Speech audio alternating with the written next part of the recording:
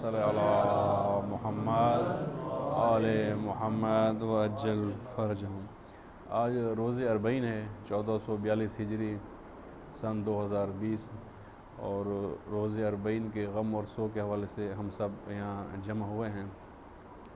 اربعین کے حوالے سے ایک جملہ تمام اہل علم، تمام اہل عرفان، اہل فکر کی زبانوں پر زد عام ہے، اور اسی جملے کو پچھلے ہفتے غالباً استاد محترم نے بھی بیان فرمایا ہے، اور وہ جملہ یہ ہے کہ اربعین ظہور امام زمان کا پیش خیمہ ہے، یعنی کہ امام زمان کا جو ظہور ہے اس کے لیے راہ ہموار کرنے کا ایک نقطہ ہے۔ تو اس نقطے کو کافی عرصے سے بیان کیا جا رہا ہے، یعنی کافی اہل علم، اہل فکر دنیا کے اندر جو موجود ہیں انہوں نے اس کو بیان کیا ہے۔ تو میں یہ سمجھتا ہوں کہ یہ جملہ قابل تشریح ہے، قابل تفسیر ہے، اس کی وضاحت ضروری ہے۔ سنا آپ سب نے بھی ہوگا یہ جملہ، پچھلے ہفتے آغا صاحب نے بھی بیان کیا، اور دیگر جو عالمی رہبران ہیں انہوں نے بھی کافی دفعہ اس جملے کو بیان کیا ہے کہ اربعین ظہور امام زمان کا پیش خیمہ ہے، لیکن اب یہ نہیں معلوم کہ آپ دوست اس کو جملے کو کتنا سمجھ پائے ہیں۔ تو اسی کی تفسیر، اسی کی تشریح یہ ہمارا آج کا جو اربعین کی مجلس ہے اس کا موضوع ہے کہ اربعین سے کیا مراد ہے، ظہور امام سے کیا مراد ہے، اور یہ اس کا پیش خیمہ ہے، اسے کیا مراد ہے۔ تو امید ہے آپ تھکیں گے نہیں انشاءاللہ، اور یہ گفتگو کافی سارے دوست شاید آج پہلی دفعہ ہوں ہماری نشست میں، تو ان کے لیے عرض ہے کہ یہ جس طرح ایک ٹریڈیشنل مجلسیں ہوتی ہیں، ہماری مجلس اس سے ذرا ہٹ کے ہوتی ہیں، اس کے اندر علمی فکری پیغام کی کوشش زیادہ ہوتی ہے، اور جو ایک روایتی یا رسوماتی عنوان ہے اس پر گفتگو کم ہوتی ہے۔ تو ویسے یہ فکری گفتگو تھوڑی تھکا دینے والی ہوتی ہے، لیکن امید ہے کہ آپ جو ہے نہیں تھکیں گے، آپ کے جذبے انشاءاللہ جوان رہیں گے، اور روز اربعین کا پیغام ہے انشاءاللہ اس کو آپ ضرور سماعت فرمائیں گے۔ عید و صلوات پڑھیے بآواز بلند۔ اللہم صل علی۔ سب سے پہلے تو یہ بات آپ اپنے مد نظر رکھ لیں کہ روز اربعین رسم چہلم میں امام حسین نہیں ہے۔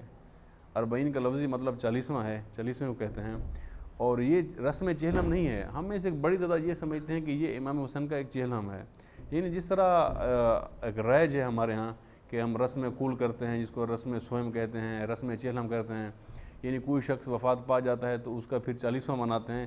تو ہمارے ہاں چونکہ جو ایک رسوماتی عزاداری ہے اس میں ہمارے مد نظر اکثر یہ ہوتا ہے کہ شاید امام حسین کا اب شہادت کو 40 دن ہو گئے ہیں، تو ہم امام کی وہی 40ویں کی رسم جو ہم یہاں پر اپنے بزرگوں کے مناتے ہیں تو اسی طرح امام حسین کی ایک رسم منا رہے ہیں۔ عموماً اکثر یہی مد نظر ہوتا ہے، اور اکثر مجالس وغیرہ بھی اسی حوالے سے منعقد ہوتی ہیں۔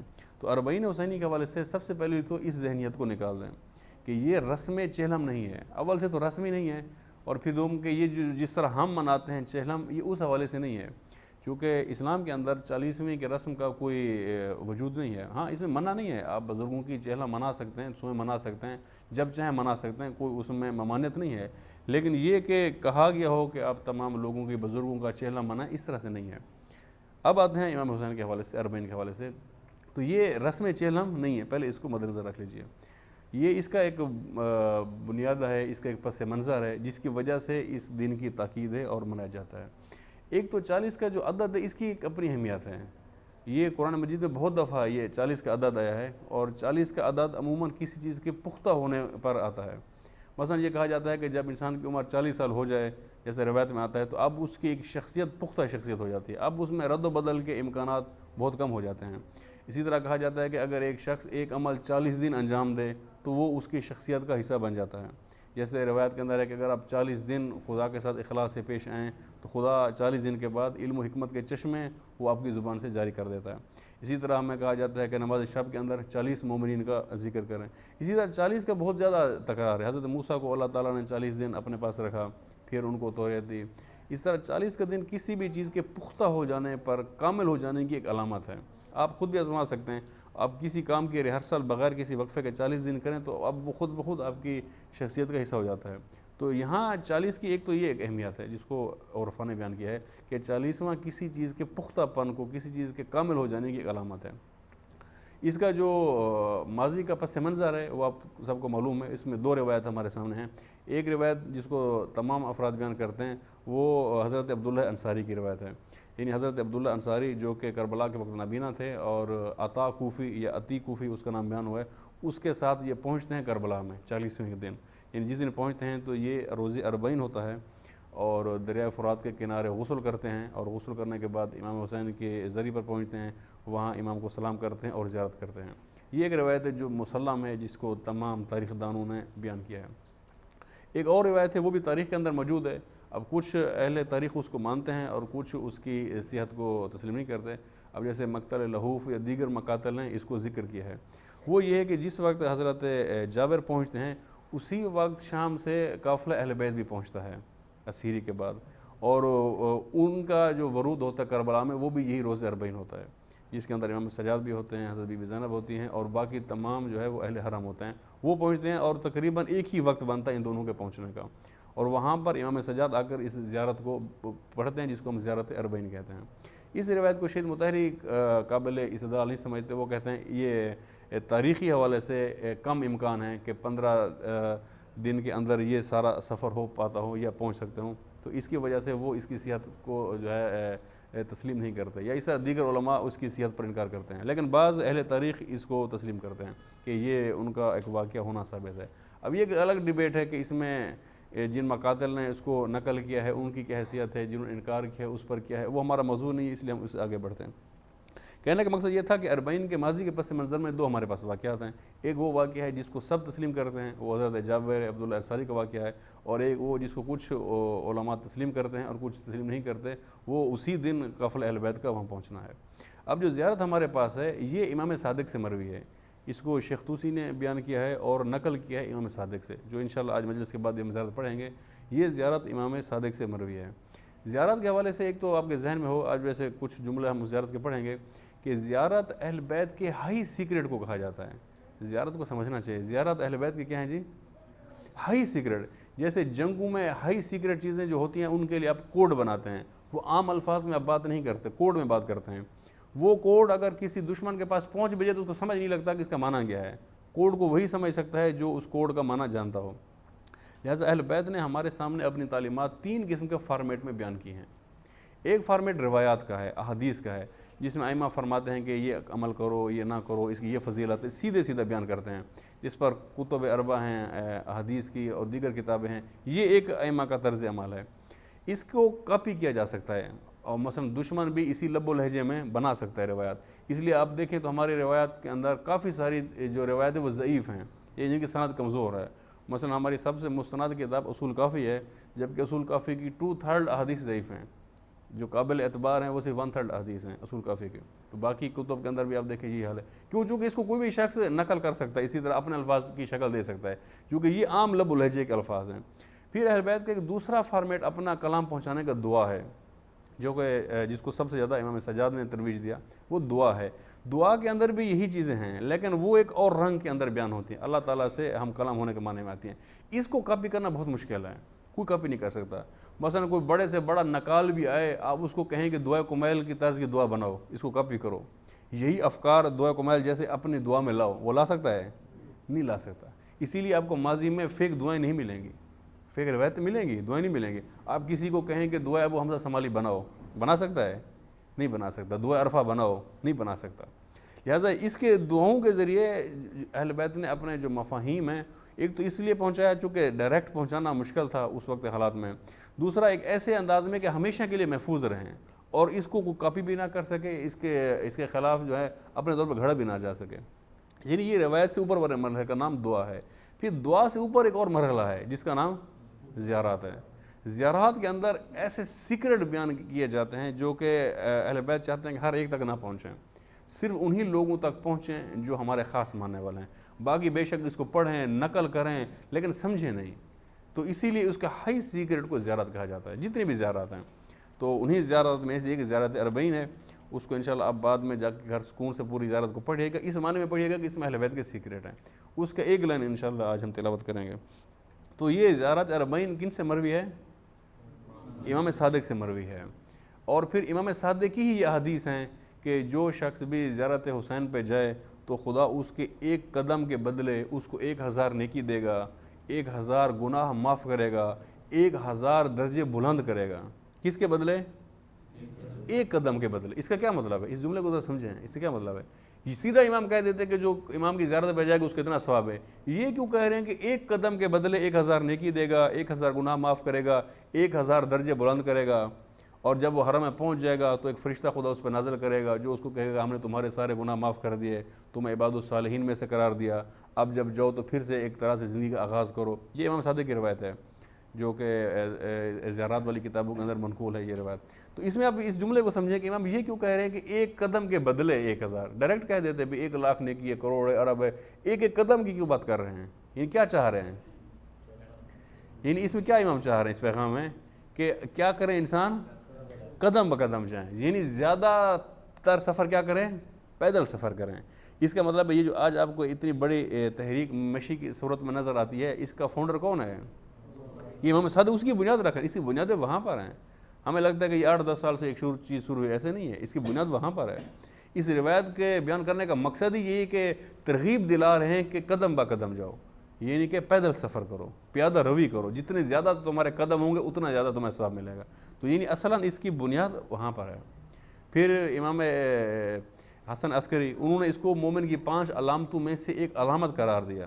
5 علامتیں جو امام نے کہی ہیں کہ مومن کی ہیں, ان میں سے ایک علامت یہ کہ شب و روز 51 رکعت نماز پڑھے, جو کہ شاید ہم میں سے کوئی پڑھتا ہو جو ہم یہاں بیٹھے ہیں. 51 رکعت, چونکہ آپ واجب پلس نوافل پلس نماز شب ان سب کو جمع کریں تو یہ 51 رکعت بنتی ہیں.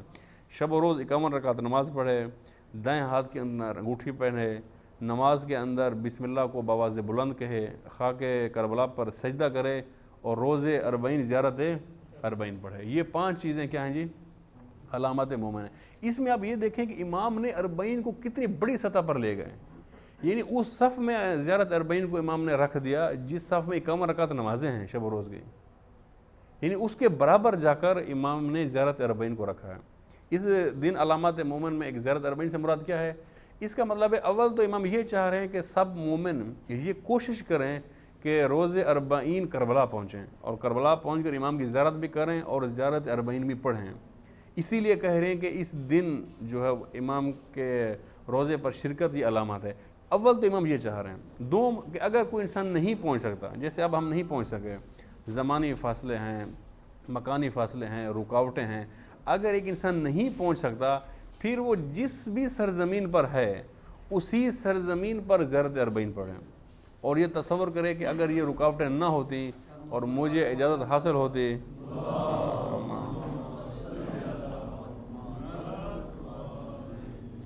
اگر یہ رکاوٹیں نہ ہوتی اور مجھے جانے کی طاقت ہوتی تو میں آج کربلا پہنچتا اور وہاں زیارت پڑھتا, لیکن چونکہ یہ رکاوٹیں ہیں اور میرے پاس وسائل نہیں تھے اور میں نہیں جا سکا تو اس لیے اب یہاں پڑھ رہا ہوں. تو یہ اگر زیارت پڑھے گا تو بھی یہ زیارت 40 ہی تصور ہوگی, چاہے زمین کے جس خطے میں بھی پڑھیں. تو یعنی ان 5 علامتوں میں ایک علامت کیا ہے؟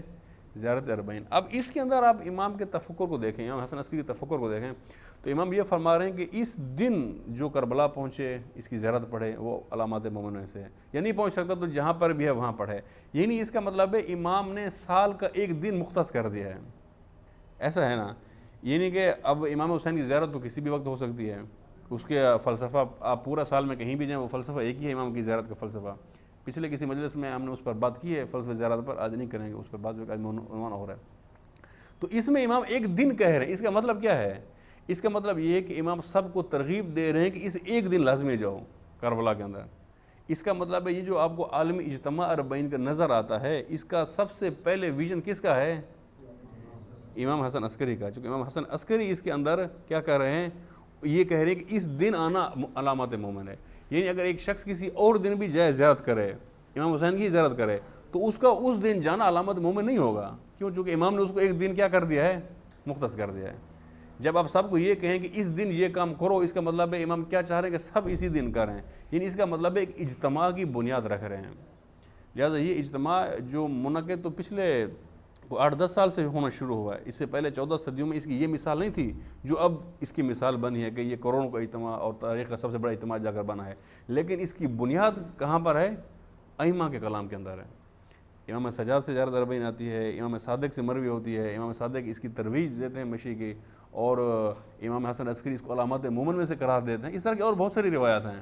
میں نے بطور نمونہ کچھ روایت بیان کی ہیں یہ سمجھانے کے لیے کہ 40 کی جو بنیادیں ہیں وہ ائمہ کے کلام کے اندر ہیں. صلوات پڑھیے.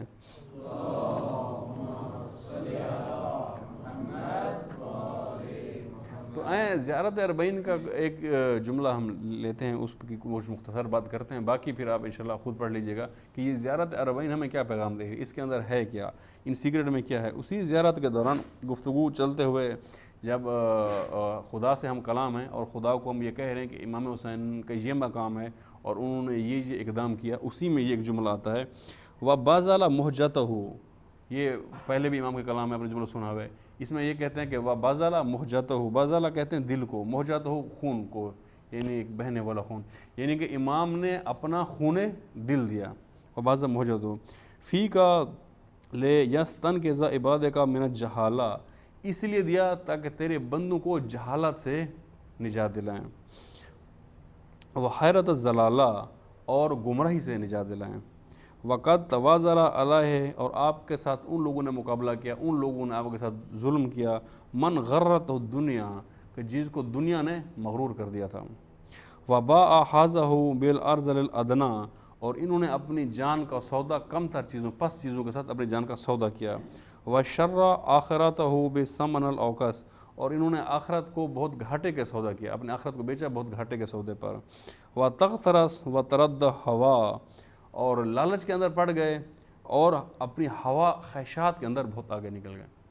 یہ اربعین کا اصل سیکرٹ ہے، ہی کوڈ ہے۔ اب اگر ہم اس کی تشریح کریں، اگر ان جملوں کو سمجھیں تو اس کے اندر بہت کچھ ہے۔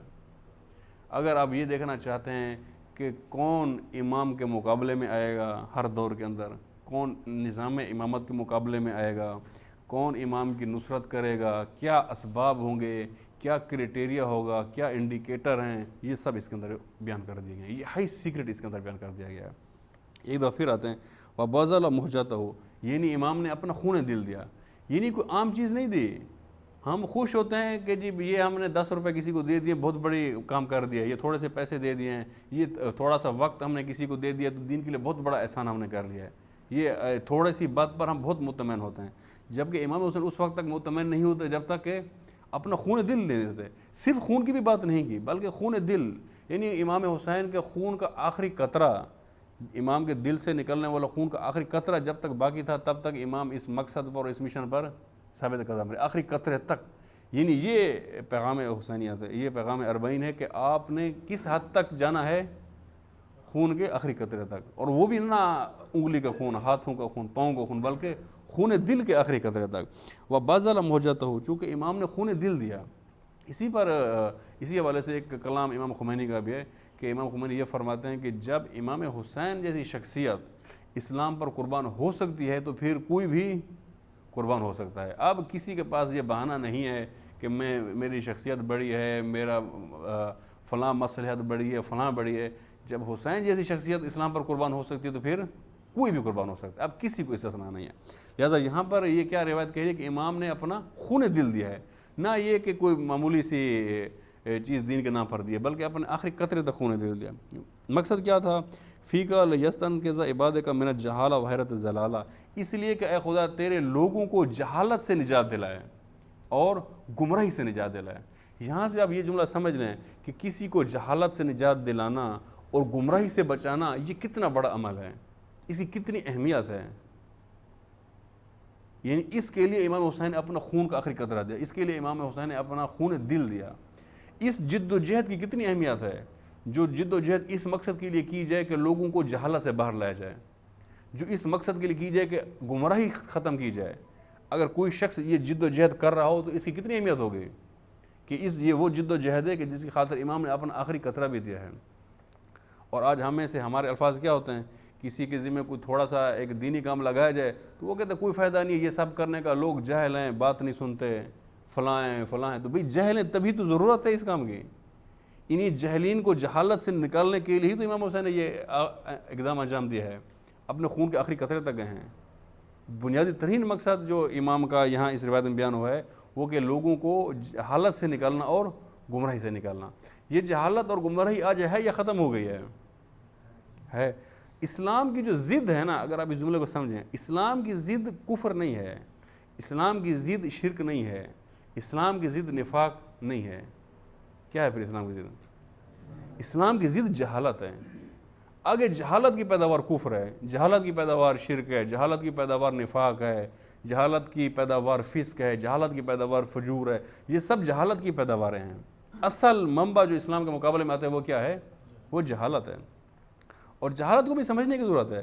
جہالت کا مطلب ایک ہمارے ہاں اردو کا لفظ جہالت ہے، وہ استعمال ہوتا ہے کسی چیز کو نہ جاننا، اس کے لیے جہالت کا لفظ استعمال ہوتا ہے، یعنی کہ لیک آف نالج، اگنورینس، اس معنی میں جہالت کو استعمال کیا جاتا ہے۔ جبکہ عربی میں یہ لفظ اس معنی میں بہت کم آیا ہے لیکن اس معنی میں مراد نہیں ہے۔ اصلاً یہاں جہالت سے مراد نظام جہالت ہوتا ہے۔ مثلاً جیسا کہ رہبر معظم تجزیہ فرماتے ہیں کہ جس زمانے کو ہم زمانہ جہلیت کہتے ہیں وہ کون سا زمانہ ہے؟ جو رسول خدا سے پہلے کا زمانہ۔ تو وہ اس کی وجہ رہبر معظم فرماتے یہ ہے، اس لیے اس کو قرآن زمانہ جہلیت کہا ہے کہ یہ وہ زمانہ تھا جب نظام اسلام نہیں تھا، نظام جہلیت تھا۔ یہ مطلب نہیں تھا کہ وہ لکھنا پڑھنا نہیں جانتے تھے، قلم دوات کا علم نہیں تھا، اب رسول خدا نے وہ سکھا دیا تو اہل علم ہو گئی، یہ مراد نہیں ہے۔ یعنی نظام الہی نہیں تھا، نظام جہالت تھا۔ اور پھر رسول خدا نے کون سا نظام برپا کیا؟ نظام الہی۔ اب اس کے بعد اگر ایک دفعہ پھر نظام جہالت آ جائے تو اس زمانے کو کیا کہا جائے گا؟ زمانے جہالت کہا جائے گا۔ اسی لیے آج کے زمانے کو رہبر معظم نے بھی یہ نام دیا ہے، دیگر جو مفکرین ہیں، سید قطب و دیگر جو شخصیات جو ایک فہم رکھتی ہیں معاشرے کی، انہوں نے بھی یہ نام دیا ہے کہ یہ زمانہ ماڈرن جہلیت کا زمانہ ہے۔ رہبر معظم نے بھی یہی اصطلاح استعمال کی ہے کہ آج بھی جہالت ہے، لیکن کون سی جہالت ہے؟ ماڈرن جہالت۔ ماڈرن یعنی بظاہر علم ہے، ٹیکنالوجی ہے، بظاہر بڑی چیزیں ہیں جس سے انسان کو لگتا ہے کہ میں بہت ترقی کر گیا ہوں، لیکن حقیقت میں جہل ہے۔ یہ وہی جہالت ہے جو زمانہ عرب کی جہلیت رسول خدا سے قبل، کیونکہ نظام جہلانہ ہے، اقدار جہلانہ ہے۔ اس کی وجہ سے یہ زمانہ جہلیت ختم ہو گیا یا نہیں ختم ہوا؟ آج ہے یا ختم ہو گیا ہے؟ تو پھر کیا کرنا ہے؟ اس جہالت کے ساتھ ساز باز کرنی ہے۔ زیارت اربعین کیا پیغام دیتی، کیا کرنا ہے؟ امام حسین کی روش، امام حسین کی رفتار کیا کہتی ہے؟ اس جہالت کے نظام کے ساتھ کیا کرنا ہے؟ اس کے ساتھ ساز باز کرنی ہے یا مقابلہ کرنا ہے؟ سکوت اختیار کرنا ہے یا جد و جہد کرنی ہے؟ جد و جہد کرنی ہے۔ یہ روز اربعین کا پیغام ہے۔ جیسے میں نے کہا زیارت ہائی سیکرٹ ہوتے ہیں، کوڈ ہوتے ہیں۔ اگر آپ زیارت کو یہ نہ سمجھیں تو کوئی فائدہ نہیں ہے۔ جو اتنا ثواب بتایا جاتا ہے کہ یہ ثواب ہے، یہ ثواب ہے، اصل مقصد یہ ہوتا ہے کہ اس کو پڑھ کے انسان سمجھے، اس کے مطابق عمل کرے، ورنہ عربی کے چند رٹے ہوئے جملے دیکھ کے پڑھنے سے تو اتنا ثواب نہیں ملتا۔ اور گمراہی سے نکالنا، کیا آج گمراہی ہے یا نہیں ہے؟ کتنی گمراہی ہے؟ آپ چلیں ہم پاکستان کی بات کریں، کتنے مکاتب ہیں، کتنے راہ ہیں، کتنے انداز سے کس قدر گمراہی ہے۔ اور خود شیعہ کے اندر آپ دیکھیں کتنی گمراہی ہے۔ گمراہی کا ایک سادہ سا معنی، جیسے کہ اردو کا لفظ بہترین لفظ ہے اس مقصد کے لیے، گمراہی یا گم رہا، مطلب کیا ہے کہ جس کا راہ گم ہو جائے، سادہ سی بات ہے۔ یہ آپ کو مثلا آج یہ ایڈریس دیا گیا کہ آپ اس ایڈریس پر مجلس پہ آئیں، تو آپ میں سے کئی ہوں گے جن کو راستہ بھول گیا ہوگا یا نہیں مل رہا ہوگا۔ تو جب آپ ایک ایسی حالت میں ہوں کہ آپ کو پتہ نہ ہو کہ میں نے کہاں جانا ہے اور آپ کو ہدف نہ مل رہا ہو، اس حالت کو گمراہی کہتے ہیں۔ اس حالت کو قرآن ضلالت کہتا ہے۔ یعنی یہ حالت جب آپ پر واضح نہ ہو کہ میں نے کدھر جانا ہے، ادھر جاؤں، یہ بھی راستہ ہے، وہ بھی راستہ ہے، وہ بھی راستہ ہے، کون سا راستہ ٹھیک ہے، میں نے کہاں جانا ہے، اس علم کو کیا کہتے ہیں؟ اس حالت کو کیا کہتے ہیں؟ ضلالت، گمراہی۔ اور وہ حالت جس میں انسان کو معلوم ہو کہ میں نے یہاں جانا ہے اور راستہ اس پر واضح ہو، اس کو ہدایت کہتے ہیں۔ ہدایت اور ضلالت کیا ہیں؟ ایک دوسرے کے برعکس ہیں۔ آج کتنے شیعہ آپ کو ملتے ہیں جو یہ کہتے ہیں کہ ہمیں سمجھ نہیں آتا کہاں جائیں، فلاں یہ راہ دکھاتا ہے، فلاں وہ دکھاتا ہے، اس مسئلے پر اس کی رائے یہ ہے، اس کی یہ ہے، فلاں ہے فلاں ہے، اب مجھے سمجھ نہیں آتا میں کہاں جاؤں۔ یہ کہتے ہیں کہ نہیں کہتے؟ کوئی زبان سے کہتے ہیں، کوئی زبان سے نہیں کہتے، تو ان کا وجود یہ گواہی دے رہا ہے۔ تو یہ سب کیا؟ یہ گمراہی ہے، اسی کو ضلالت کہتے ہیں۔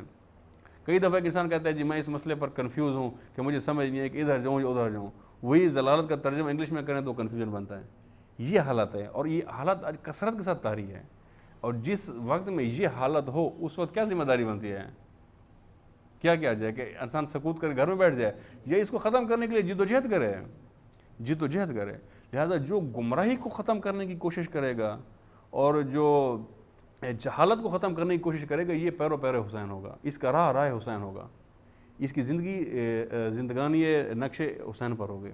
اور جو اس پر اقدام نہیں کرے گا، اس کا مطلب اس کا امام حسین سے کوئی تعلق نہیں ہے۔ یہ ایک ضمنی بات ہے۔ اب آج کی اصل بات ہے، وَقَدْ تَوَازَرَ عَلَيْهِ مِنْ غَرَضِ الدُّنْيَا، اور آپ کا مقابلہ ان لوگوں نے کیا جس کو دنیا نے مغرور کر دیا تھا۔ مغرور کون کرتی ہے؟ دنیا۔ یہاں سے غرور میں انسان کو کون مبتلا کرتا ہے؟ دنیا، کہ میرا نام، میرا شہرت ہے، میرا سٹیٹس ہے، میرا مقام حیثیت ہے، یہ مغرور کر دیتی ہے۔ ہاں بعض دفعہ نماز روزے یہ بھی مغرور کر دیتے ہیں یعنی جب نماز روزے اور تہجد یہ انسان کو مغرور کر دے، اس کا مطلب ہے نماز روزے بھی دنیا کے لیے تھے، اللہ کے لیے نہیں تھے۔ الہی ہوتے تو مغرور نہ کرتے۔ جب ایک انسان یہ کہے کہ میں 40 سال سے تہجدیں پڑھ رہا ہوں، آج تک قضا نہیں اور میں ایک بہت بڑی شخصیت بن گیا ہوں، اس کا مطلب ہے کہ یہ سب دنیا تھا، یہ اس دنیا سے نہیں نکلا۔ اصلاً جو چیز انسان کو مغرور کر دیتی ہے وہ دنیا ہے۔ اگر بظاہر دینی کام بھی مغرور کر دے تو اس کے اندر بھی سمجھ لیں کہ دنیا تھی۔ یعنی اگر انسان مغرور دنیا ہو جائے تو پھر وہ کس مقام پر پہنچتا ہے اس زیارت کے مطابق؟ اب وہ امام وقت کے مقابلے میں آتا ہے، اب وہ امام وقت کا مقابلہ کرتا ہے۔ کون سا انسان؟ جو مغرور دنیا ہو جائے۔ وقت توازر علیہ من غرت دنیا، ان لوگوں نے ہم پر ظلم کیا جن کو دنیا نے مغرور کر دیا تھا۔ وباء حظہ بالارض الادنی، اور انہوں نے اپنی جان کو فروخت کر دیا ادنا قیمت کے اوپر۔ وہ کون سی ادنا قیمت تھی؟ وشر آخرہ، اور انہوں نے اپنی آخرت کو گھاٹے کا سودا کیا۔ بثمن الاوکس والتغترس وترد الہوا، سرکشی میں آگے نکل گئے۔ اور اب اصل جملہ جو زیارت کا ہے وہ ترد الہوا، کہ ہوا کے اندر بہت آگے نکل گئے۔ ہوا کا کیا معنی ہے؟ خواہشات۔ خواہشات، ایک دو صلوات پڑھیے بآواز بلند۔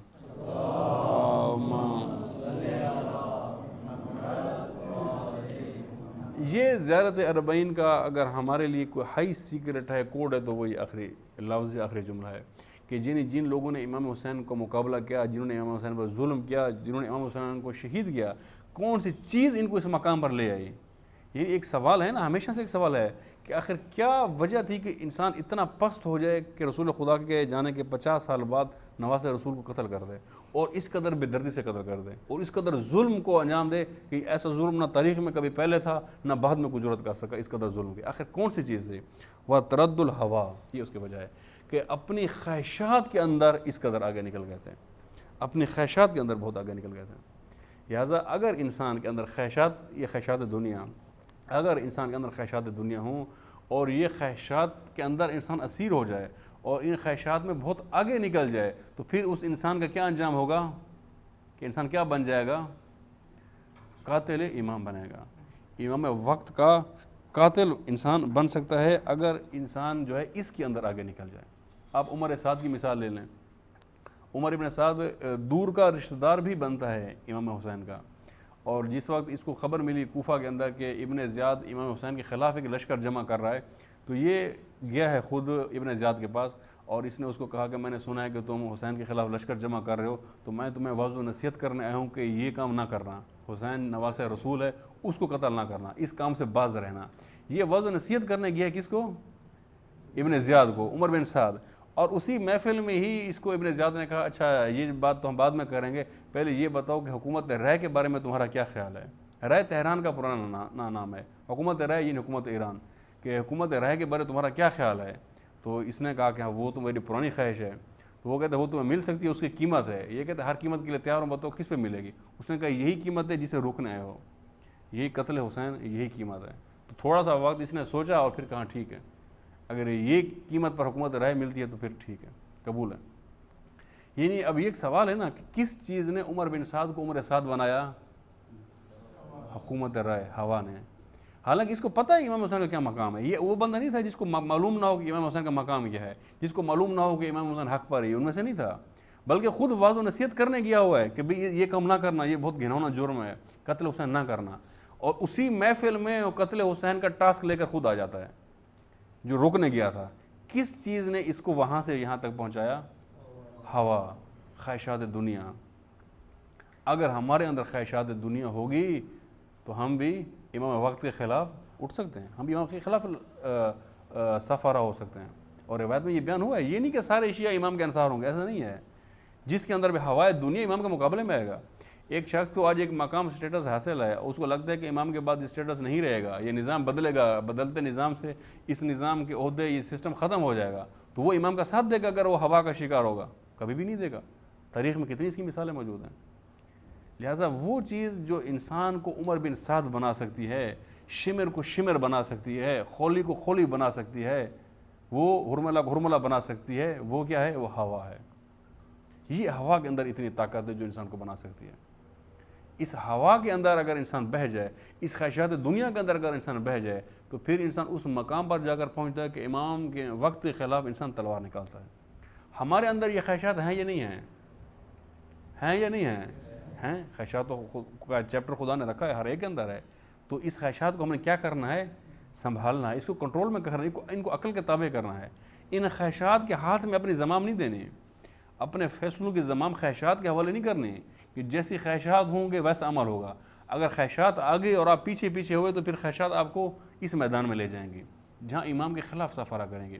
ان خواہشات کو لگام ڈالنی ہے، ہم نے ان خواہشات کو کنٹرول کرنا ہے. آپ اپنی رائے تلاش کریں. ہر انسان کی ایک رائے ہے. رائے یعنی وہ مراد، رائے سے مراد شہر ہے، رائے مراد لے رہا ہوں. یعنی اب اس کی کمزوری، اس کی ہوا عمر سعد کی کیا تھی؟ حکومت تہران. وہ وہی پیش کشکی کی جس کی اس کی تمنا تھی، تو امام کے خلاف کھڑا ہو گیا. ہماری اندر خواہش رائے کون سی ہے؟ ہوگی، ہر انسان کے اندر ہوگی. وہ اور ہو سکتی ہے، ضروری نہیں ہے کہ ہمارے اندر تہران کی حکومت کی خواہش ہو سکتا ہے ہمارے اندر ایک مال کی خواہش ہو، کتنا مال چاہیے، وہی مال پیش ہو جائے تو انسان کہے گا ٹھیک ہے مادہ ہوں. ہو سکتا ہے کسی عہدے کی خواہش ہو، شہرت کی خواہش ہو، کسی اور مقام و منصب کی خواہش ہو، کوئی بھی خواہش ہو سکتی ہے. یہ حکومت رہے کی خواہش ہر انسان کے اندر ہے. اب ہم نے ان کو کنٹرول کرنا ہے، اور اس سے پہلے یہ پہچان کریں کہ آپ کے اندر کون سی خواہش ہے، تاکہ آپ اس کو کنٹرول کریں، اس کو اس قدر بے لگام نہ چھوڑیں کہ وہ آپ کو اس مرحلے تک لے آئے. ورنہ عمر بن سعد ایسا شخص نہیں تھا جو جہالت کے اندر ایک اقدام کر گیا اور جس کو معلوم ہو، سب جانتا تھا، جان بوجھ کے یہ اقدام کیا ہے. اس کا مطلب ہے یہ خواہشات اس کو یہاں تک لے آئی ہیں. یہی زیارت بتا رہی ہے جو کہ مروی ہے امام صادق سے، کہ ہوا کے اندر وہ ترد ہوا کے اندر اتنے آگے بہہ گئے کہ یہ اس کے اندر اتنی طاقت ہے کہ انسان کو اس مرحلے تک لے کے آ سکتی ہے. تو اب سب کو کیا ارادہ ہے؟ آج سے اس ہوا کا مقابلہ کرنا ہے یا نہیں کرنا؟ کرنا ہے. اصل سب سے بڑی رکاوٹ ہمیشہ یہی رہی ہے. یہ انبیاء کے مقابلے میں، ائمہ کے مقابلے میں، رہبران الہی کے مقابلے میں جتنے لوگ بھی صف آرا ہوئے ہیں، ان میں ایک سب سے بڑی وجہ یہ ہوا تھی. یہ ہوا ان کو ہمیشہ لے کر آتی رہی ہے. یہ ہوا اگر نہ ہوتی، اگر انسان اس ہوا کا مقابلہ کر چکے ہوتے، اس خواہشات کا مقابلہ کر چکے ہوتے، تو کبھی بھی انبیاء اس طرح تنہا نہ ہوتے، کبھی بھی ائمہ اس طرح تنہا نہ ہوتے، کبھی بھی رہبران الہی اس طرح سے تنہا نہ ہوتے، اگر یہ ہوا کا مقابلہ انسان کر لیتے. آج بھی اگر کسی جگہ پر پرچم امامت سرنگوں ہے، اگر کسی جگہ پر آپ کو نہضت امامت نظر نہیں آتی، تو اس کی بھی بنیادی وجہ کیا ہے؟ یہ ہوا ہے، یہ خواہشات ہیں جو انسان کو اس میدان سے باہر لے جاتی ہیں. اور آج آپ زیارت اربعین جو ہے وہ پڑھیں گے تو زیارت اربعین کے ہی یہ جملے ہیں. روز اربعین آپ کو کہا گیا کہ یہ زیارت پڑھیں، اور اس کی اتنی اہمیت ہے کہ کہا گیا کہ جو بندہ اس دن پڑھے گا وہ علامت مومن میں سے ایک علامت پوری ہوگی، جو نہیں پڑھے گا وہ علامت مومن سے خارج ہے. تو اس کا مطلب اس کی کتنی قیمت ہے، اس کے اندر کتنی بڑی بات ہوگی. چند جملوں کی خاطر تو نہیں اتنی بڑی بات کی گئی کہ بس جو ایک بندہ رٹا رٹا مضمون پڑھ لے گا وہ اب مومن بن جائے گا اور علامت مومن میں آ جائے گا. یعنی اس کے اندر یہ راز ہیں کہ انسان اس راز کو سمجھے، اس کے مطابق جو اپنی زندگی ہے اس کو استوار کرے. لہٰذا بلکہ بعض کو افسوس ہوتا ہے کہ آج کے دن بعض افراد کربلا پہنچ جاتے ہیں، لیکن کربلا پہنچ کر بھی ہوا سے باہر نہیں آتے. بعض افراد، سب کی بات نہیں کر رہا، یہ بہت قابل افسوس ہوتا ہے. یعنی اس دن کربلا پہنچ جاتے ہیں، روز اربعین امام حسین کے حرم پہنچ جاتے ہیں، وہاں بھی ہوا سے باہر نہیں آتے. ہوا کا کیسے پتہ چلتا ہے کہ ہوا کے اندر ہیں؟ آپ وہاں اس دن ان کی دعائیں سنیں تو پتہ چل جاتا ہے. دعاؤں میں سب دنیا مانگ رہے ہیں کہ خدا مجھے اتنا مال دینا، مجھے یہ عہدہ دینا، یہ شہرت دینا، یہ فلاں دینا، فلاں دینا، سب کچھ مانگ رہا ہے. اور ان چیزوں کو جمع کریں تو وہ سب دنیا مانگ رہا ہے. تو اس کا مطلب ہے وہاں پہنچ کر بھی اسیر کس چیز کا ہے؟ ہوا دنیا کا اسیر ہے. پھر کیا فائدہ کربلا آنے کا؟ زیارت اربعین بھی اس لیے بلایا تھا کہ اس ہوا سے نکلے انسان، اس ہوا کا مقابلہ کرے. اور پہنچ گئے کربلا، پہنچ گئے امام حسین کے حرم میں، وہاں زیارت اربعین بھی پڑھی ہے اور ساتھ میں مانگا گیا ہے سب ہوائے دنیا، سب دنیا لے کر آیا وہاں سے. آپ اکثر زائرین کا سروے کریں، اس سال تو چونکہ بند ہے اربعین، اس سے پچھلے سال گئے ہیں، آپ پوچھیں ان سے تو اکثر آپ کو یہی بتائیں گے کہ ہم نے فلاں مانگا، فلاں مانگا، فلاں مانگا، اور وہی نہیں مانگا جس کے لیے بلایا تھا، اسی کی کوشش نہیں کی جس کے لیے بلایا گیا تھا. تو یہ قابل افسوس ہے. اس لیے زیارت پر انسان جائے، ضرور جائے. زیارت اربعین پر تو حتماً کوشش کرے جائے، لیکن انسان معرفت کے ساتھ جائے. امام صادق نے تو یہاں تک کہا ہے کہ بار بار جاؤ زیارت پر، ایک سال میں ایک دفعہ سے بھی زیادہ جاؤ، حتیٰ اگر پیسے نہ ہوں تو قرض لے کر جاؤ. امام صادق نے کہا ہے. حالانکہ آپ کو پتہ ہے کہ حج ہم پر واجب ہے، زیارت واجب نہیں ہے، لیکن حج واجب ہونے کے باوجود اس وقت واجب ہوتا ہے جب آپ کے پاس پیسے ہوں. کبھی بھی یہ نہیں کہا گیا کہ قرض لے کر حج پہ جاؤ، بلکہ قرض لے کر حج پہ جاؤ گے تو حج ہوگا ہی نہیں. جبکہ زیارت پر ائمہ نے کہا ہے کہ لازمی جاؤ، چاہے قرض لے کر ہی کیوں نہ جانا پڑے. بلکہ ایک روایت میں تو ایک شخص نے امام سے پوچھا کہ جی اگر ہمارے پاس وسائل ہوں تو ہم کتنی دفعہ جائیں، اور وسائل نہ ہوں تو کتنی دفعہ جائیں؟ تو امام نے اس کو یہ کہا کہ اگر وسائل ہوں آپ کے پاس تو آپ 2 سے 3 دفعہ لازمی جائیں ایک سال کے اندر، اور اگر آپ کے پاس وسائل نہیں ہیں اور غریب ہیں تو کم از کم 1 دفعہ ضرور جائیں۔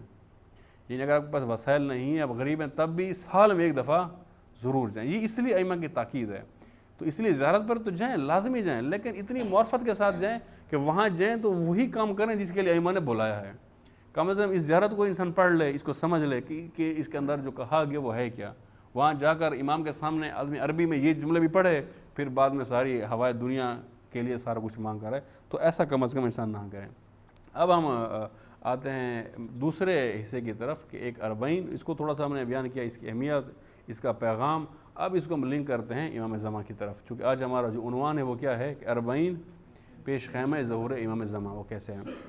بس یہ ایک بات کہہ کہ پھر ہم اس کی طرف جاتے ہیں۔ یہ جو ہوا ہے، یہ جو خواہشات ہیں، یہ ایک نظام کو جنم دیتی ہیں۔ جب تمام انسانوں کے اندر ہوا ہو، جب تمام انسانوں کے اندر خواہشات ہوں، انسان خواہشات کا اسیر ہو، تو یہاں سے ایک نظام پھوٹتا ہے، یہاں سے ایک نظام وجود میں آتا ہے۔ اس نظام کا نام کیا ہے؟ اس نظام کا نام کیا ہے؟ جمہوریت ہے۔ اس کا نام لبرل ڈیموکریسی ہے۔ جمہوریت وہیں پر قائم ہوگا جہاں پر ہوا ہوگی۔ یہ نکلا ہی ہوا سے ہے۔ کیا ہے؟ خواہشات۔ جمہوریت میں کیا ہے کہ آپ کی خواہشات پوری، عوام کی حکومت، عوام کے اوپر، عوام کے لیے، یہ کیا ہے؟ جمہوریت ہے۔ یعنی عوام کی حکومت ہے، عوام کے لیے، ان کی مرضی کے مطابق عوام کے اوپر ہی ہے، اور عوام کیا کرتے ہیں؟ ہمیشہ خواہشات کے اسیر ہوتے ہیں۔ اس پر آیت اللہ شہید باقر صدر کا ایک جملہ ہے جو بہت معروف ہے، اور جس کو ایک میں تو سمجھتا ہوں بینرز کے طور پر مختلف جگہوں پر لکھا جانا چاہیے اس جملے کو۔ شہید باقر صدر یہ کہتے ہیں کہ آپ تمام انسانی تاریخ کا، انسانی سماج کا مطالعہ کریں، آدم سے لے کر آج تک، آپ کو ایک معاشرہ بھی ایسا نظر نہیں آئے گا جس نے اپنی خواہشات کے خلاف اقدام کیا ہو۔ آپ بتائیں ہے؟ یہ شہید صدر کا جملہ ہے۔ کہتے ہیں کہ ایک معاشرہ بھی آپ کو سوائے رہبران الہی کے، عام معاشروں کی بات کر رہے ہیں، کہ کوئی ایک ایسا معاشرہ جو ایک ایسا قانون بنائے، ایسا اقدام کرے جو اس کی اپنی خواہش کے خلاف ہو، نظر آئے گا؟ کبھی بھی نہیں آئے گا۔ جبکہ انسان جو بھی قانون بنائے گا کس پر بنائے گا؟ اپنی خواہشات کے لیے بنائے گا، اور اپنی خواہش کے خلاف خود انسان اقدام نہیں کر سکتا۔ لہٰذا ان خواہشات سے جو نظام پھوٹتا ہے اس کا نام نظام جمہوری ہے، اس کا نام نظام لبرل ڈیموکریسی ہے۔ اور اب ہم چونکہ جو ہمارا عنوان ہے وہ امام زمان کی حکومت ہے، تو امام زمان کا کون سا نظام ہے؟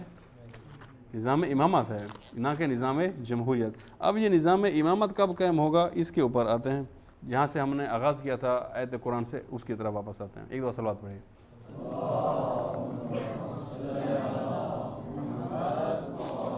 یہ آیت ہے سورہ صاد کی آیت نمبر 26۔ اس کے اندر اللہ تعالیٰ حضرت داؤد کی حکومت کا ذکر کرتا ہے، اور پھر وہ اصول اور ضابطے بتاتا ہے کہ جس کے بعد حکومت داؤد تبدیل ہو جائے گی کس حکومت سے؟ حکومت سلیمان سے۔ حکومت داؤد ایک مختصر حکومت تھی، ایک چھوٹی سی حکومت تھی، کیسے قائم ہوئی وہ آپ جانتے ہیں، اس پہ میں نہیں جاتا۔ ایک یعنی کہ ایک محدود، ایک علاقائی حکومت تھی، جو بعد میں بدل گئی حضرت سلیمان کی حکومت میں، جو کہ ایک عالمی الہی حکومت تھی، ایک عادلانہ حکومت تھی۔ اچھا، اب حضرت داؤد کو خدا تعالیٰ کیا کہتے ہیں؟ جب داؤد کو حکومت دی تو کیا کہتے ہیں؟ سورہ صاد آیت نمبر 26، اس میں اللہ تعالیٰ یہ فرماتا ہے، یا داؤد انا جعلنا کا خلیفۃ فی الارض، اے داؤد ہم نے آپ کو زمین پر اپنا خلیفہ بنایا ہے، فاحکم بین الناس، اب لوگوں کے درمیان حکومت کرو۔ فاحکم واضح ترجمہ ہے، فاحکم حکومت کرو، بین الناس لوگوں کے درمیان، بالحق حق کے ساتھ لوگوں کے درمیان حکومت کرو، ولا تتبع الہوا، اور ہوا کی پیروی نہ کرنا۔ یہ کون سی ہوا ہے؟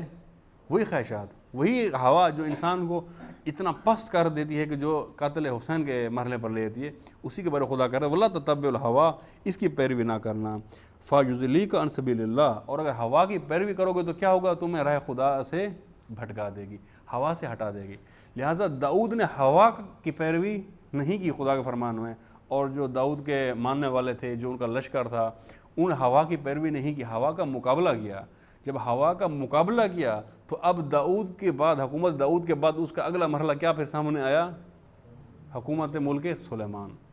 یعنی انسان اگر ہوا کا مقابلہ کرے، انسان اگر خواہشات کا مقابلہ کرے، تو پھر خدا انسان کے لیے اپنی حکومت کے دروازے کھولتا ہے، پھر الہی حکومت، پھر امامت کی حکومت، اس کا راستہ ہموار ہوتا ہے۔ کب ہموار ہوتا ہے؟ جب انسان ہوا کا مقابلہ کرے۔ اگر ہوا کا شکار ہو جائے تو پھر کیا ہوگا کہ انسان امامت کے مقابلے میں آئے گا، امام کو قتل کرے گا، امام کو شہید کرے گا، امامت کے مقابلے میں آئے گا۔ اور اگر ہوا کا مقابلہ کر لے، ہوا کا اسیر نہ ہو، تو پھر کیا ہوگا؟ پھر عالمی حکومت، پھر الہی حکومت اس کے لیے خدا کیا کر دیتا ہے؟ راستہ کھول دے گا، اس کے لیے جو ہے وہ راہ ہموار کر دے گا۔ اور اسی طرح کچھ اور آیتیں ہیں، میں اسی آیت کے ضمن میں وہ آیات پڑھ کے پھر آگے بڑھتے ہیں۔ اسی طرح خدا تعالیٰ سورہ اعراف آیت نمبر 128 میں فرماتا ہے ان الارض للہ، کہ یہ زمین خدا کی ہے۔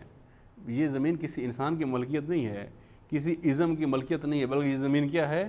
خدا کی۔ ان الارض للہ یورث من یشاء، جس کو چاہتا ہے خدا منتخب کرتا ہے، یعنی اس کو حاکمیت دیتا ہے جس کو چاہتا ہے، من عباد ہی، اپنے عباد میں سے۔ عباد اپنے بندے، یعنی جو اللہ کے بندے ہوں، جو ہوا کے بندے نہ ہوں، ہوا کے بندوں کو نہیں، خواہشات کے بندوں کو نہیں، بلکہ اپنے بندوں میں سے جس کو چاہتے ہیں منتخب کرتا ہے۔ والعاقبۃ للمتقین، اور جو عاقبت ہے، بہترین انجام ہے، وہ کس کے لیے ہے؟ متقین کے لیے۔ یعنی اللہ منتخب کرے گا۔ کب منتخب کرے گا؟ جب انسان کیا بن جائے؟ عباد خدا بن جائے، عباد صالحین جب بنے گا پھر خدا اس کو منتخب کرے گا، جب ہوا کا مقابلہ کریں۔ اسی طرح خدا سورہ انبیاء آیت نمبر 105 میں فرماتا ہے وَلَقَدْ كَتَبْنَا فِي الزَّبُورِ مِن بَعْدِ الذِّكْرِ، اور ہم نے تورات کے بعد زبور کے اندر بھی یہ لکھ دیا۔ کیا لکھ دیا؟ ان الارض یورثها عباد الصالحون، کہ اس زمین کے لیے ہم اپنے بندوں میں صالحین کو منتخب کریں گے۔ یعنی کب خدا انتخاب کرے گا؟ کب نظام خدا قائم ہوگا؟ جب بندے کیا ہوں گے؟ صالحین ہوں گے، جب عباد خدا ہوں گے، جب عبد خدا ہوں گے، اس وقت کرے گا۔ اور جب ہوا کے پیروکار ہوں گے پھر نہیں کرے گا۔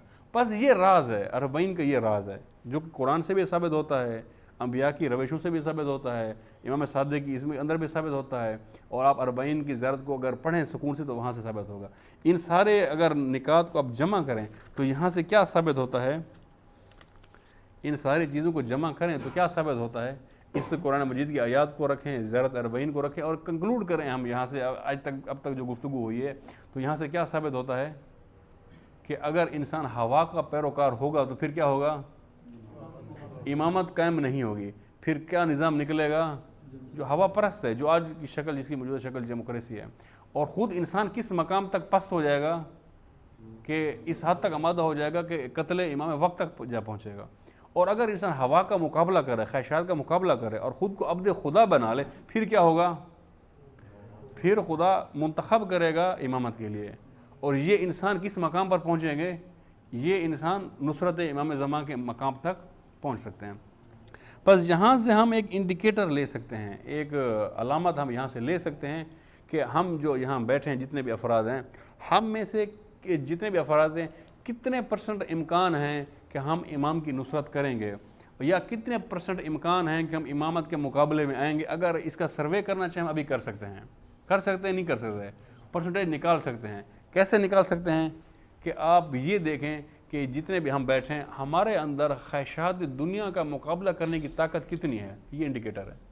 یہ قرآن سے ثابت ہے، یہی زیارات سے ثابت ہے۔ یہ آج کے دن کا پیغام، یہ آج کے دن کا ہائی سیکرٹ کوڈ بھی ہے کہ کیا کریں؟ آپ یہ دیکھیں کہ خواہشات دنیا کا مقابلہ کرنے کی سکت آپ کے اندر کتنی۔ یہ انڈیکیٹر، اس کو لکھ لیں بے شک، اس انڈیکیٹر کو۔ یہ پتھر پہ لکیر ہے، نہ مٹنے والا ہے، یہ اصول ہے۔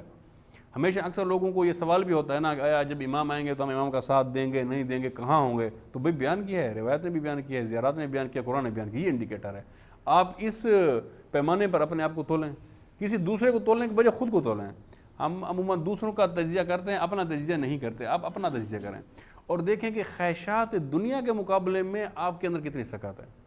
اگر آپ خواہشات دنیا کے اسیر ہیں، اس کا انجام بیان ہو گیا زیارات کے اندر، کہ پھر آپ بھول جائیں کہ آپ لشکر امام، بلکہ آپ امام کے مقابلے میں ہیں۔ پھر آج اگر امام آ جائیں تو آپ امام کے مقابلے میں کھڑے ہوں گے اگر آپ اسیر ہیں اس کا۔ ہاں، اور اگر آپ اس کا مقابلہ کر سکتے ہیں، کر رہے ہیں، اس کو شکست دے چکے ہیں اس کو، اور عباد خدا میں داخل ہیں، تو پھر آپ لشکر امام میں شامل ہیں، پھر آپ امام کے انصار میں سے ہیں۔ اور پھر جب ان افراد کی تعداد بڑھے گی تو پھر خدا نظام امامت لائے گا۔ لہذا یہ انڈیکیٹر ہے۔ آپ دوستوں کو یہ انڈیکیٹر سمجھ لگے ہے یا نہیں لگا؟ اب اس انڈیکیٹر پہ خود کو آزمانا ہے یا نہیں آزمانا؟ اس پہ آزمائیں، کم از کم آج شام کو اکیلے میں بیٹھ کر اپنا تجزیہ خود کریں، آزمائیں کہ آپ کہاں ہیں، خواہشات دنیا کہاں ہیں۔ اس کا مقابلہ کرنا، یہ خواہشات دنیا اصل چیلنج ہے، یہ اصل مقابلہ ہے۔ باقی جتنی خرابیاں نکلتی ہیں وہ اسی کی پیداوار ہیں، یہیں سے نکلتی ہیں۔ اسی لیے رسول خدا کی حدیث بھی ہے کہ جتنی بھی برائیاں ہیں ان سب کی ایک جڑ ہے، اور اس جڑ کا نام حب دنیا ہے۔ یہ رسول خدا کی حدیث ہے سنن کتب کے اندر۔ لہٰذا حب دنیا، یہ خواہشات دنیا، حب دنیا یہ جڑ ہے، یہ اصل ہے، اس کا مقابلہ کرنا ہے۔ اگر اس کا مقابلہ نہیں کر پائیں گے تو اس کا ایک انجام ہے، یہ انسان کو شمر بنا سکتی ہے، انسان کو عمر بن سعد بنا سکتی ہے، انسان کو خولی بنا سکتی ہے۔ اور اگر مقابلہ کر لیا آپ نے تو یہ آپ کو اتنے بلندی پر لے جائے گی کہ آپ کو حر بنا سکتی ہے، آپ کو زہیر بن کین بنا سکتی ہے، آپ کو مسلم بن اوسجہ بنا سکتی ہے، یہ اس مقام پر آپ کو لے کے جا سکتی ہے۔ لہٰذا یہ جنگ خواہشات نفس کے ساتھ انسان کی جنگ ہے، یہ جنگ انسان کی خواہشات دنیا کے ساتھ جنگ ہے۔ یہ 40 کی زیارت کا پیغام ہے۔ یہ جو نظاموں کی برپائی کی جنگ ہے اس کے اندر بھی یہی ہے۔ اگر دنیا کے اندر غلبہ ان لوگوں کا ہو گیا، اکثریت ان لوگوں کی ہو گئی جو خواہشات دنیا کے اسیر ہیں، تو پھر آپ بھول جائیں کہ امامت کا نظام کبھی آئے گا۔ پھر کون سا نظام رہے گا؟ یہی خواہش پرست نظام رہے گا۔ اور اگر دنیا میں ایک تعداد ان لوگوں کی قائم ہو گئی کہ جو عباد صالحون ہوں، جو عبد خدا ہوں، جو خواہشات کا مقابلہ کرنے والے ہوں، تو پھر یہ نظام شکست کھا جائے گا، پھر یہ نظام ختم ہو جائے گا۔ اس اصول کو سمجھ لیجئے۔ اب اسے آگے بڑھتے ہیں، ایک دو صلوات پڑھیں۔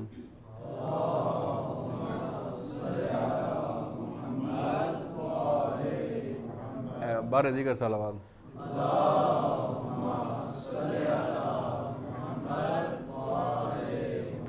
آپ دوست تھکے تو نہیں ہیں؟ تھکاوٹ کا شکار تو نہیں ہیں؟ یہ نہ ہو کہ وہ گفتگو پھر اوپر سے جانا شروع ہو جائے۔ آپ ساتھ ساتھ انشاءاللہ اس کو کنٹینیو کریں۔ چلے اب ہم مہدویت کی طرف بڑھتے ہیں۔ ایک دفعہ پھر صلوات پڑھیے بآواز بلند۔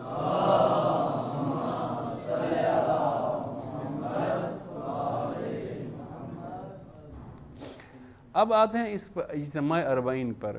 میرا جہاں تک نقطہ نظر ہے یا جو چیز مجھے سمجھ میں آتی ہے وہ یہ کہ 40 جو ہے نا وہ ایک سنگم ہے، ایک جوڑنے والا نقطہ ہے۔ تحریک حسینی کو تحریک مہدویت سے جوڑنے والا اجتماع کا نام 40 ہے۔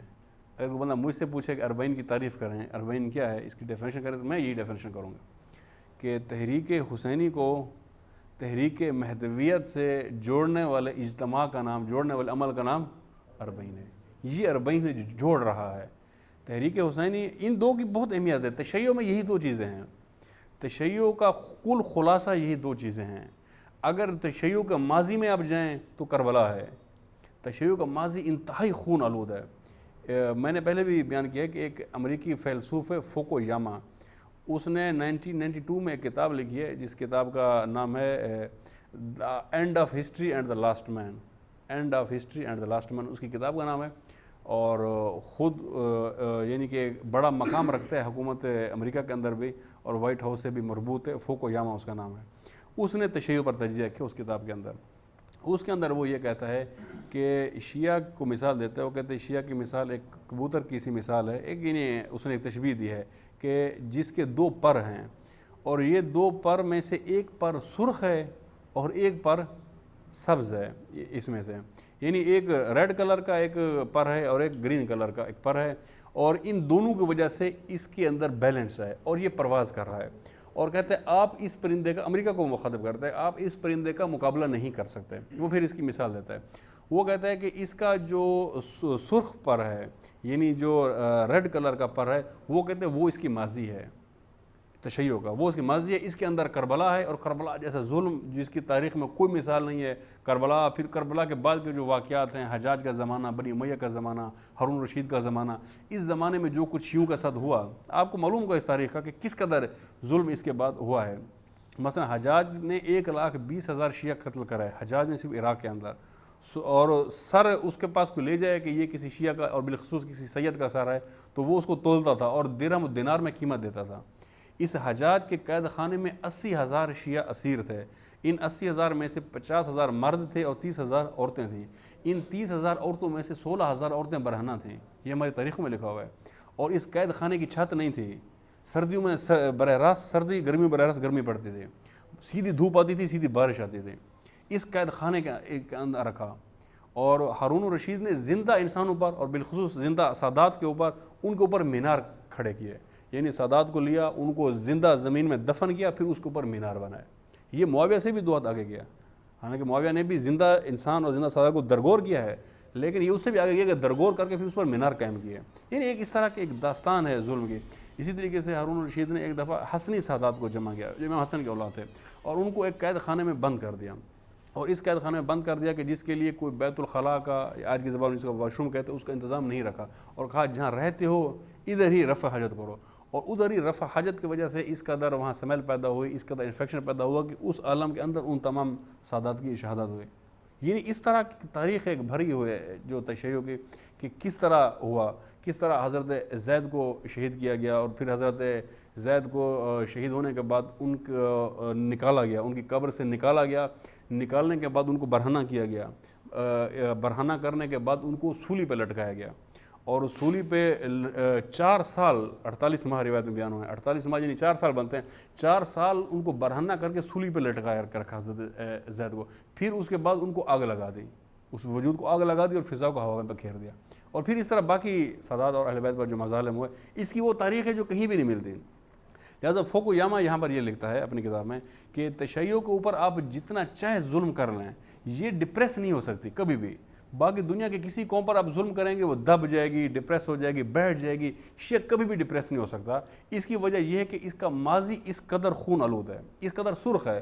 لہٰذا آپ جب اس ظلم کریں گے یہ اپنے اس ظلم کو ماضی سے ٹیلی کریں گے, ماضی سے مقابلہ کریں گے, اور یہ کہیں گے یہ آج کا ظلم تو کچھ بھی نہیں ہے, ہماری تاریخ میں تو ہم پہ اتنا ظلم ہوا, وہ ظلم ہمارا کچھ نہیں کر سکا تو یہ کیا کر سکا ہے. لہٰذا وہ کہتے ہیں اس ظلم کی وجہ سے آپ کبھی بھی جو ہے تشیع کو اس ظلم کے ذریعے دبا نہیں سکتے. یہ اس کا سرخ پر ہے.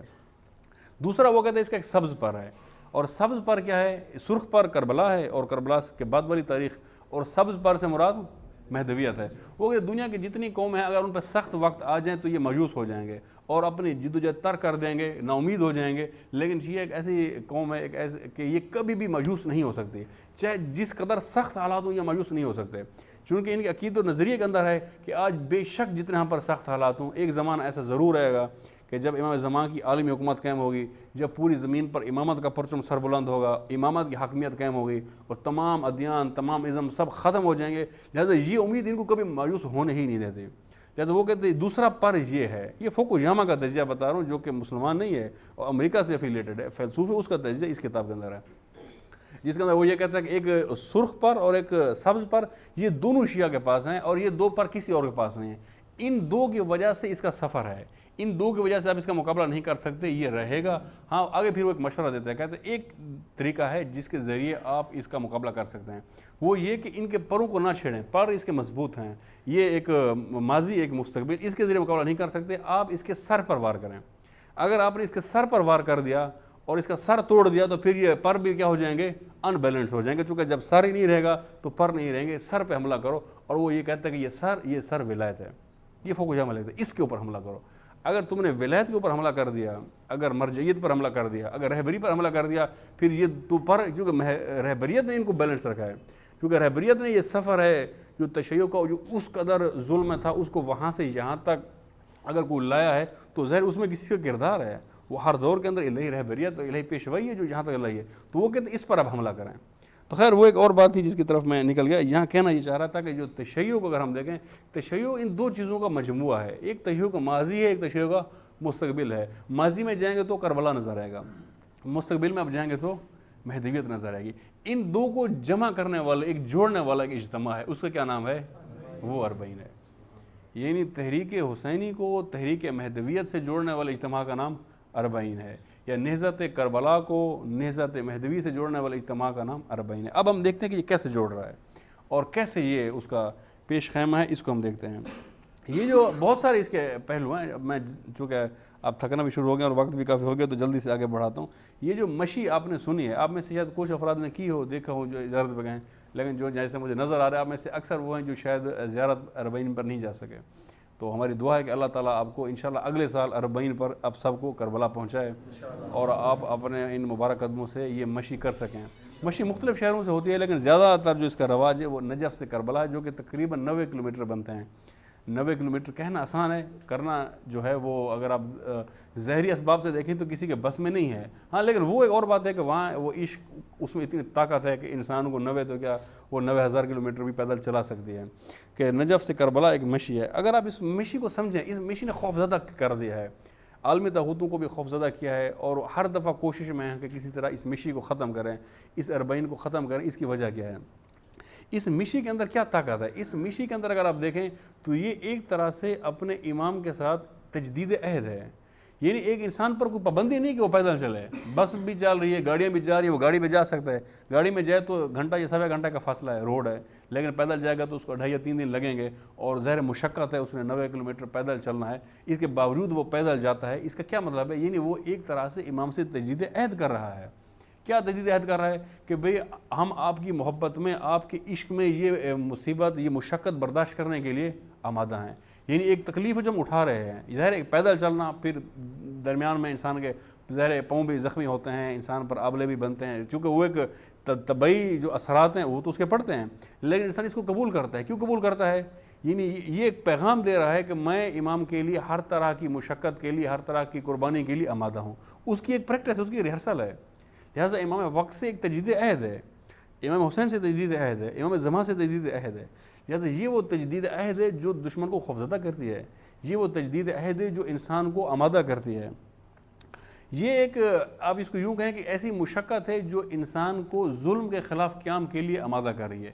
ظاہر جب بھی انسان ظلم کے خلاف قیام کرتا ہے تو مشکلات کا راستہ ہے، مشقت کا راستہ ہے۔ یہاں سے انسان مشکلات اور مشقت کی آمادگی ہے، اپنے اندر تیاری کر رہا ہے۔ یعنی آپ کہہ سکتے ہیں کہ ظلم کے خلاف مقابلہ، ظلم کے خلاف قیام، امام کی راہ میں جد و جہد، اس کی ایک مشق ہے، ایک فوجی مشق ہے، اس کو سمجھ لیں، ایک فوجی مشق ہے۔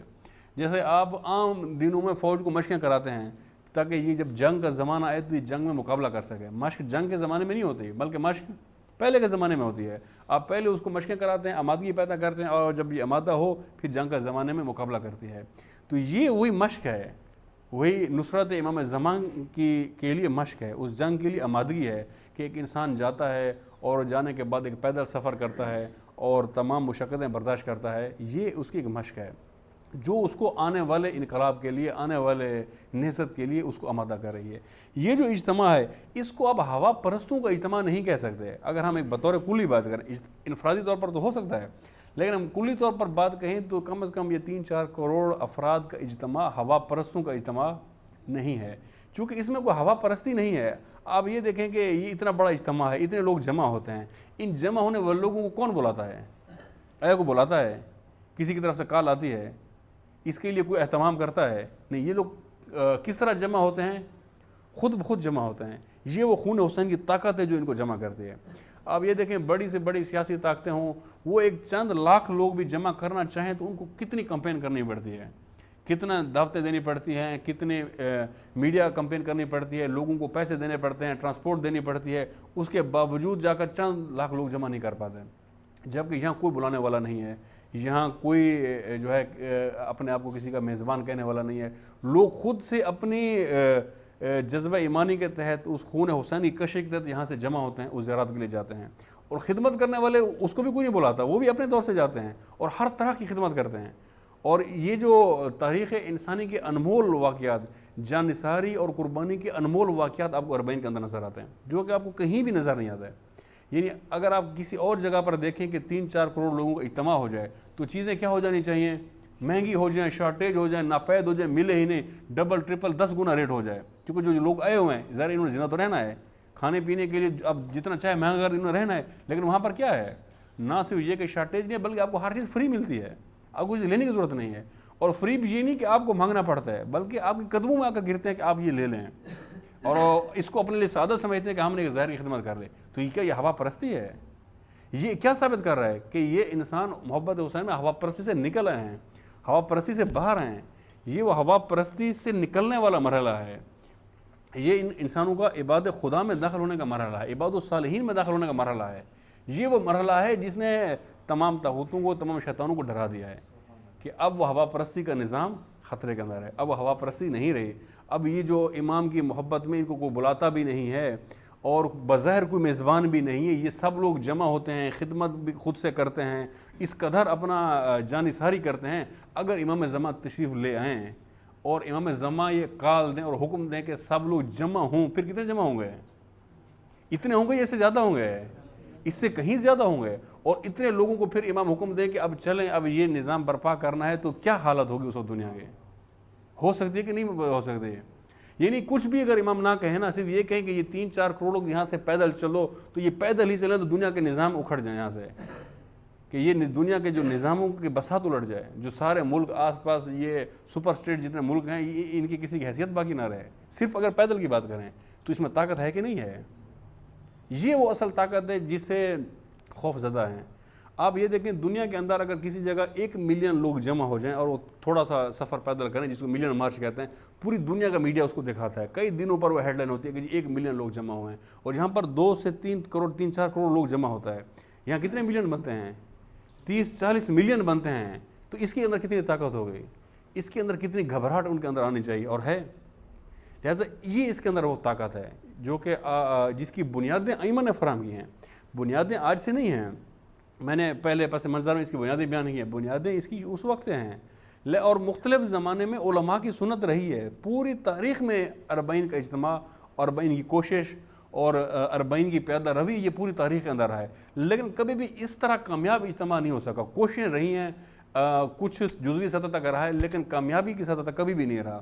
یہ اب شروع ہوا ہے جب سے صدام کی حکومت ختم ہوئی، پھر عراق سے امریکی تسلط ختم ہوا، اب شروع ہوا ہے، اور اس کے اجتماع کے اندر بھی جو بنیادی ترین کردار ہے وہ انقلاب اسلامی کا ہے، وہ رہبریت کا ہے، وہ رہبر معظم کا ہے، یعنی 40 کا یہ ڈیزائن، یہ سٹرکچر جس پر 40 کا اجتماع ہوتا ہے، یہ رہبر کا تشکیل کرتا ہے، اور جس کی سربراہی ایت اللہ سیستانی کرتے ہیں، کیونکہ اس 40 کے اجتماع کی جو کمانڈ ہے وہ سیستانی صاحب کے ہاتھ میں ہے، اور اس کی ڈیزائننگ، اس کا سٹرکچر بنانا کہ اس طرح اقدام ہوگا، اس طرح ہوگا، یہ ساری کوششیں رہبریت کی طرف سے ہیں۔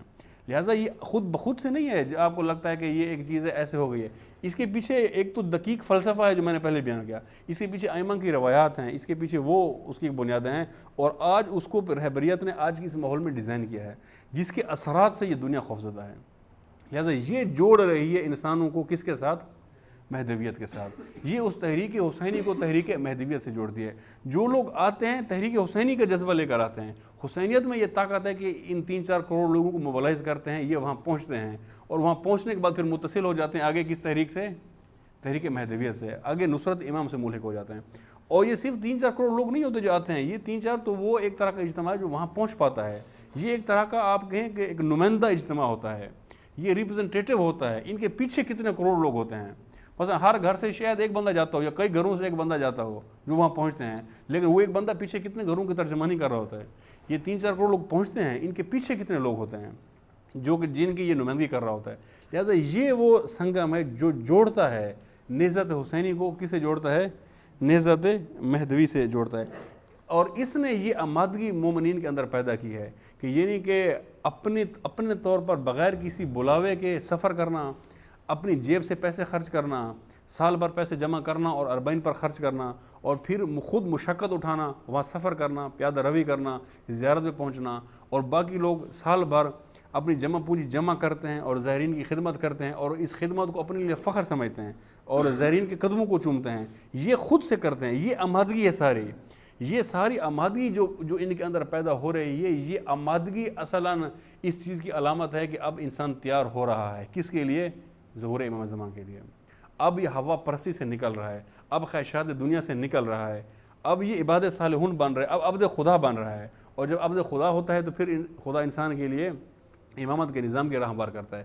لہٰذا یہ وہ چیز ہے جس کو دیکھ کر ہمارے علماء، ہمارے عرفاء سب یک زبان ہو کر یہ بات کر رہے ہیں، یہ کسی ایک بندے کی بات نہیں ہے، سب یہ بات کہہ رہے ہیں، خواہ وہ عراق کے ہوں، وہ ایران کے اندر ہوں، کسی بھی سرزمین پر ہوں، وہ یہ کہہ رہے ہیں کہ 40 کا یہ کامیاب اجتماع ظہور امام زمان کا پیش خیمہ ہے۔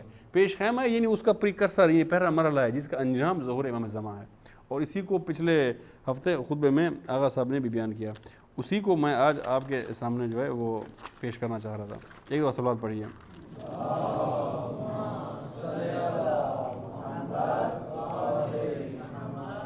اب اگر ہم کچھ علامات کی طرف ہیں جو امام زمان کے حوالے سے روایت میں ہیں، تو مثلا امام زمان کی روایت کے حوالے سے ایک روایت یہ ہے کہ جب امام زمان کی حکومت قائم ہوگی تو امام کی جو جماعت ہے وہ کوفہ میں ہوگی، مسجد کوفہ میں امام جماعت کرائیں گے امام زمان، اور اس کی صفیں کربلا تک جائیں گی، یہ روایت میں ہے۔ روٹین میں آپ دیکھتے تو انسان کہتا تھا کہ یہ پتہ نہیں کس زمانے میں ہوگا، کیونکہ درمیان میں 100 کلومیٹر کا فاصلہ ہے اور کوئی آبادی نہیں ہے، تو یہ اتنی مسلسل صفیں کیسے ہو سکتی ہیں؟ لگتا تھا کہ یہ شاید ناممکن ہے، یا شاید 1000 سال بعد، لاکھ سال بعد کبھی ہوگا، تب ظہور ہوگا. لیکن اب آپ اس اربعین اجتماع دیکھیں، اس سال تو نہیں ہے وبا کی وجہ سے، لیکن سابقہ آپ اس کی اجتماع دیکھیں تو آپ کو کوفہ سے کربلا تک مسلسل صفحے نظر آتی ہیں. آپ کو کوفہ سے کربلا تک کوئی ایک جگہ خالی نظر نہیں آتی. تو اس دور کے اندر اگر اس اجتماع پر امام آئیں اور وہ امامت کریں تو اس میں کوئی شک نہیں ہے کہ کوفہ سے کربلا تک بغیر کسی وقفے کے صفحے ہوں گے. لہٰذا یہ وہ علامتیں ہیں جس کو دیکھتے ہوئے یہ عرفاء یہ کہہ رہے ہیں کہ اب یہ اس پیش خیمے کی طرف ہمارا سفر ہے. اور اسی طرح سے ایک جملہ آغا پناہیان بیان کرتے ہیں، بہت دقیق اور معرفانہ جملہ. وہ یہ فرماتے ہیں کہ چونکہ امام زمان کی حکومت کا دارالخلافہ کوفہ ہے، یہ تو آپ کو پتہ ہے نا، امام زمان کا جب حکومت قائم ہوگی تو اس کا کیپٹل جو ملک ہے وہ عراق ہے، اور عراق کے اندر کوفہ امام کا کیپٹل ہوگا. تو اس میں ایک بڑا ایک ظریف نقطہ آغا پناہیان بیان فرماتے ہیں. آغا پناہیان یہ فرماتے ہیں کہ اس سے پہلے کہ امام زمان ظہور کریں اور کوفہ کو اپنا دارالحکومت بنائیں، یہ لازم ہے کہ عراقی ثابت کریں کہ ہمارے اندر اتنی صلاحیت ہے کہ ہم پوری دنیا کو ویلکم کر سکتے ہیں. یہ ثابت ہونا ضروری ہے، کیونکہ جب کیپٹل کوفہ ہے تو پوری دنیا نے کہاں آنا ہے؟ کوفہ آنا ہے. کہاں؟ عراق میں آنا ہے. اور عراقیوں میں اتنی صلاحیت ہو کہ ان کا استقبال کریں، ان کو قبول کر سکیں. اور آغا پناہیان یہ کہتے ہیں کہ اس اربعین کی اجتماع نے یہ ثابت کر دیا ہے، اور بلکہ ہر رضاعت یہ گواہی دیتا ہے کہ یہ ثابت شدہ بات ہے. میں ویسے اپنے طور پر اگر آپ کو بتاؤں تو میں کافی عرصہ یہ اربعین پر جانے سے پہلے یہ میرے ذہن میں سوال ہوتا تھا کہ اس کی کیا وجہ ہے کہ کوفہ ہی کیوں کیپٹل ہے. حالانکہ اہل کوفہ نے کئی دفعہ ائمہ کا ساتھ دیا اور کئی دفعہ بغاوت کی، ساتھ نہیں دیا. کتنے ائمہ کوفی کی وجہ سے شہید ہوئے، جبکہ انقلاب ایران سے نکلا ہے، انقلاب قم سے نکلا ہے، اور قم کو لفظ قم بھی ائمہ نے ہی دیا ہے. مثلا امام محمد تقی سے ایک شخص نے پوچھا، یہ کمال الدین کے اندر روایت موجود ہے، کہ قم کو قم کیوں کہا جاتا ہے؟ تو امام محمد تقی علیہ السلام نے یہ فرمایا کہ قم کو اس لیے قم کہا جاتا ہے کیونکہ یہ ہمارے قائم کے ساتھ قیام کرے گا یہ شہر، یعنی کہ قیام اس شہر سے ہوگا. قیام سے لفظ قم ہے امام فرما، اس لیے اس کو قم کہا گیا ہے. یعنی یہ لفظ ہی وہی ہے. پھر وہ ساری روایات جو کہ انقلاب کے حوالے سے موجود ہیں، وہ آج کے موضوع نہیں ہے، اس کو نہیں بحث کرتے، وہ سب موجود ہے، وہ سب ایران کے اوپر تطبیق کرتی ہیں. آج انقلاب کی امامت کی ساری تحریکیں ایران سے نکلتی ہیں، لیکن میرے ذہن میں اس سوال ہوتا تھا پھر کیپٹل ایران کو ہونا چاہیے. یہ کیوں کر ہے کہ ساری تحریکیں یہاں سے نکلیں، امامت کی کوشش یہاں سے نکلے، لیکن امام زمان کیپٹل کس کو بنا رہے ہیں؟ عراق کو، کوفہ کو. تو یہ بات سمجھ میں نہیں آتی تھی، لیکن عراق جب میں پہنچا تو وہاں سمجھ آ گئی یہ بات کہ یہ وجہ ہے. کیونکہ ایرانی باوجود انقلابی ہونے کے باوجود سارا کچھ کرنے کے، ان میں بطور قوم یہ صلاحیت نہیں ہے کہ وہ پوری دنیا کو ابزارب کر سکیں، جذب کر سکیں. ان میں ابھی کچھ رکاوٹیں ہیں جس کو ہم قومیت کی رکاوٹیں کہیں یا دیگر کہیں، کہ وہ اس خول کے اندر ہیں جس کی وجہ سے وہ باقی دنیا کو قبول کرنے والی صلاحیت نہیں رکھتے جس حد تک یہ صلاحیت عراقی رکھتے ہیں. لہٰذا آغا پناہیان جو کہ خود ایرانی ہیں وہ یہ بیان کرتے ہیں کہ یہ لازم تھا کہ عراقی ثابت کریں تاکہ پوری دنیا بھی ان کو بطور کیپٹل قبول کرے. اور پھر جب دنیا آئے، جب پوری دنیا سے امام زمان کے مہمان، امام زمان کے ملاقاتی، امام زمان کے کارکن جب عراق میں پہنچیں تو عراقی ان کو تسلیم کریں، ان کا استقبال کریں، ان کو قبول کریں. یہ لازم تھا. لہٰذا اربعین نے اس کو ثابت کر دیا یا نہیں ثابت کر دیا؟ کر دیا کہ عراقیوں میں واقعاً اتنی صلاحیت ہے کہ پوری دنیا سے آنے والوں کو قبول کر سکتے ہیں. اس حوالے سے ایک کشادہ ظرفی کا انہوں نے مظاہرہ کیا ہے. اور ایک اور پوائنٹ کہ اس کو بھی آغا بہجت نے بیان فرمایا ہے، چونکہ آغا بہجت کو جانتے ہیں کہ ایک عارف کامل شخصیت ہیں. آغا بہجت یہ فرماتے ہیں کہ جب امام زمان تشریف لائیں گے تو اپنا تعارف امام حسین کے تعارف سے کروائیں گے، اور یہ فرمائیں گے کہ میں اس حسین کا فرزند ہوں کہ جس کو پیاسا شہید کیا گیا، میں اس حسین کا فرزند ہوں کہ جس کو دشمنوں نے ٹکڑے ٹکڑے کر دیا. یعنی اپنا تعارف امام حسین سے کروا رہے ہیں. حالانکہ کسی اور سے بھی کروا سکتے تھے، رسول خدا سے کروا سکتے تھے، فرزند رسول ہیں، نمائندہ رسول ہیں، امام علی سے کروا سکتے ہیں، بی فاطمہ سے کروا سکتے ہیں، امام حسن سے کروا سکتے ہیں، باقی امام سے کروا سکتے ہیں، امام صادق سے کروا سکتے ہیں، انبیاء سے کروا سکتے ہیں، چونکہ امام زمان سب کے وارث ہیں. لیکن امام زمان اپنا تعارف کس کے نام سے کروائیں گے؟ امام حسین کے نام سے کروائیں گے. کیوں؟ اس کی بھی وجوہات بیان کی ہے بعض عرفاء نے.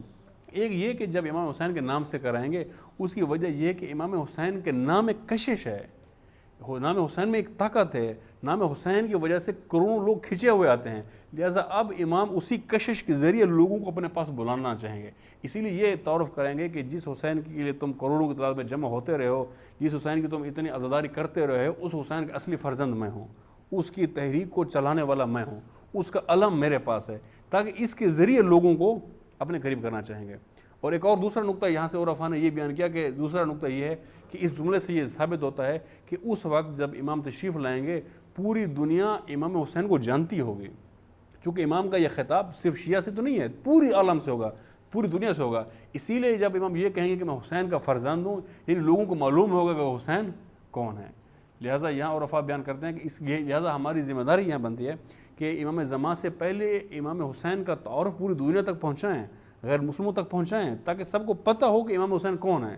جب امام زمان آئیں تو لوگ سمجھیں کہ یہ کس کے فرزند ہیں، اور یہ کام بھی اس 40 نے کر دیا ہے۔ کیا 40 کا یہ اجتماع جو دنیا کا سب سے بڑا اجتماع ہے، 3-4 کروڑ جہاں لوگ جمع ہوتے ہیں، کیا غیر مسلموں کو نہیں پتہ کہ یہ سب سے بڑا اجتماع ہو رہا ہے، کہاں ہو رہا ہے، کس کی مرکز پر ہو رہا ہے؟ ہو سکتا ہے اس سے پہلے ہوں کچھ افراد جن کو معلوم نہ ہو کہ حسین کون ہے، لیکن اس اجتماع کے بعد، اس 40 کے بعد شاید ہی کوئی بندہ ایسا ہو جو یہ کہے کہ مجھے نہیں معلوم کہ حسین کون ہے۔ لہذا سب تک امام حسین کا نام، ان کا تعارف کم از کم اس اجتماع نے پہچان کر دیا ہے۔ لہٰذا یہ وہ پوائنٹ ہیں، یہ وہ نکات ہیں جن کو مد نظر دیکھتے ہوئے سب یہ کہہ رہے ہیں کہ 40 کیا ہے؟ ظہور امام زمان کا پیش خیمہ ہے۔ لہٰذا یہ جملہ آپ نے بھی سنا، سب نے سنا، میں چاہ رہا تھا کہ اس کی تشریح ہو، اس کی تفسیر ہو، تاکہ آپ پر واضح ہو جائے کہ یہ کیسے ہے اور کیوں ہے۔ تو آپ پر واضح ہوا ہے یا نہیں ہوا ہے؟ واضح ہوا۔ ایک دو صلوات پڑھیے۔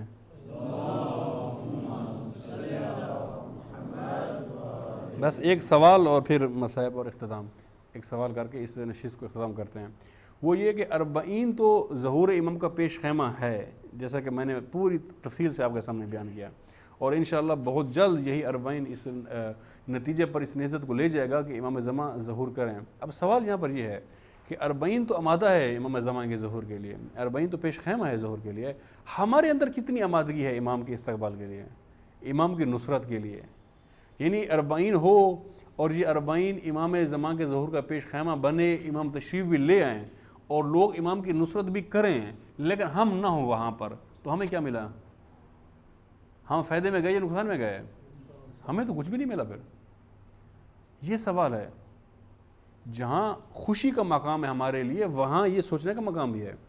اس بات میں بہت خوشی کا مقام ہے کہ یہ 40 تاریخ کا سب سے بڑا اجتماع ہے، آج تک تاریخ کا اتنا بڑا اجتماع نہیں ہوا، اور یہ اجتماع امام زمان کے ظہور کی علامت ہے، یہ اجتماع امام زمان کے ظہور کی گھنٹی ہے ایک طرح سے، جو بتا رہا ہے کہ یہ ہونے والا ہے، اور اس کو دوست و دشمن سب جان گئے ہیں۔ دوستوں نے واضح کہہ دیا کہ ظہور کا پیش خیمہ ہے، اور دشمن نے بھی واضح کہہ دیا کہ ہم اپنی فوجیں وہ ایران کے نظام تک لے جائیں گے، چونکہ یہ امام زمان کے ظہور کی تیاری کر رہے ہیں، واضح کہہ دیا ہے نا۔ لہٰذا دوست اور دشمن دونوں کو معلوم ہے کہ یہ کچھ ہونے والا ہے، دونوں اس کی راہ کے اندر ہیں۔ لہٰذا اب سوال یہ کہ ہمارے اندر کتنی آمادگی ہے؟ اگر امام زمان تشریف لائیں اور ہم امام کے پرچم کے نیچے نہ ہوں، ہم وہ نصرت نہ کریں، ہم وہ ہوا کی لہر کے اندر ہوں، ہم وہ عبادت خدا میں نہ ہوں، تو ہمیں کیا ملا؟ ہمارا انجام پھر کیا ہوا؟ یعنی یہ ہو کہ امام حسین مدینہ سے اور مکہ سے نکلیں اور اپنا قیام کریں، اور چند لوگ امام کے سایہ تلے کربلا میں جمع ہوں اور باقی لوگ دیکھتے رہ جائیں، تو جو ان کا انجام ہے، اس انجام میں اور ہمارے انجام میں کیا فرق ہوگا؟ کہ امام ظہور کریں، پرچم بلند کریں، کچھ لوگ ان کی نصرت کریں اور ہم یہیں پر رہ جائیں، تو پھر ہمارے اس میں کوئی فرق رہ جائے گا؟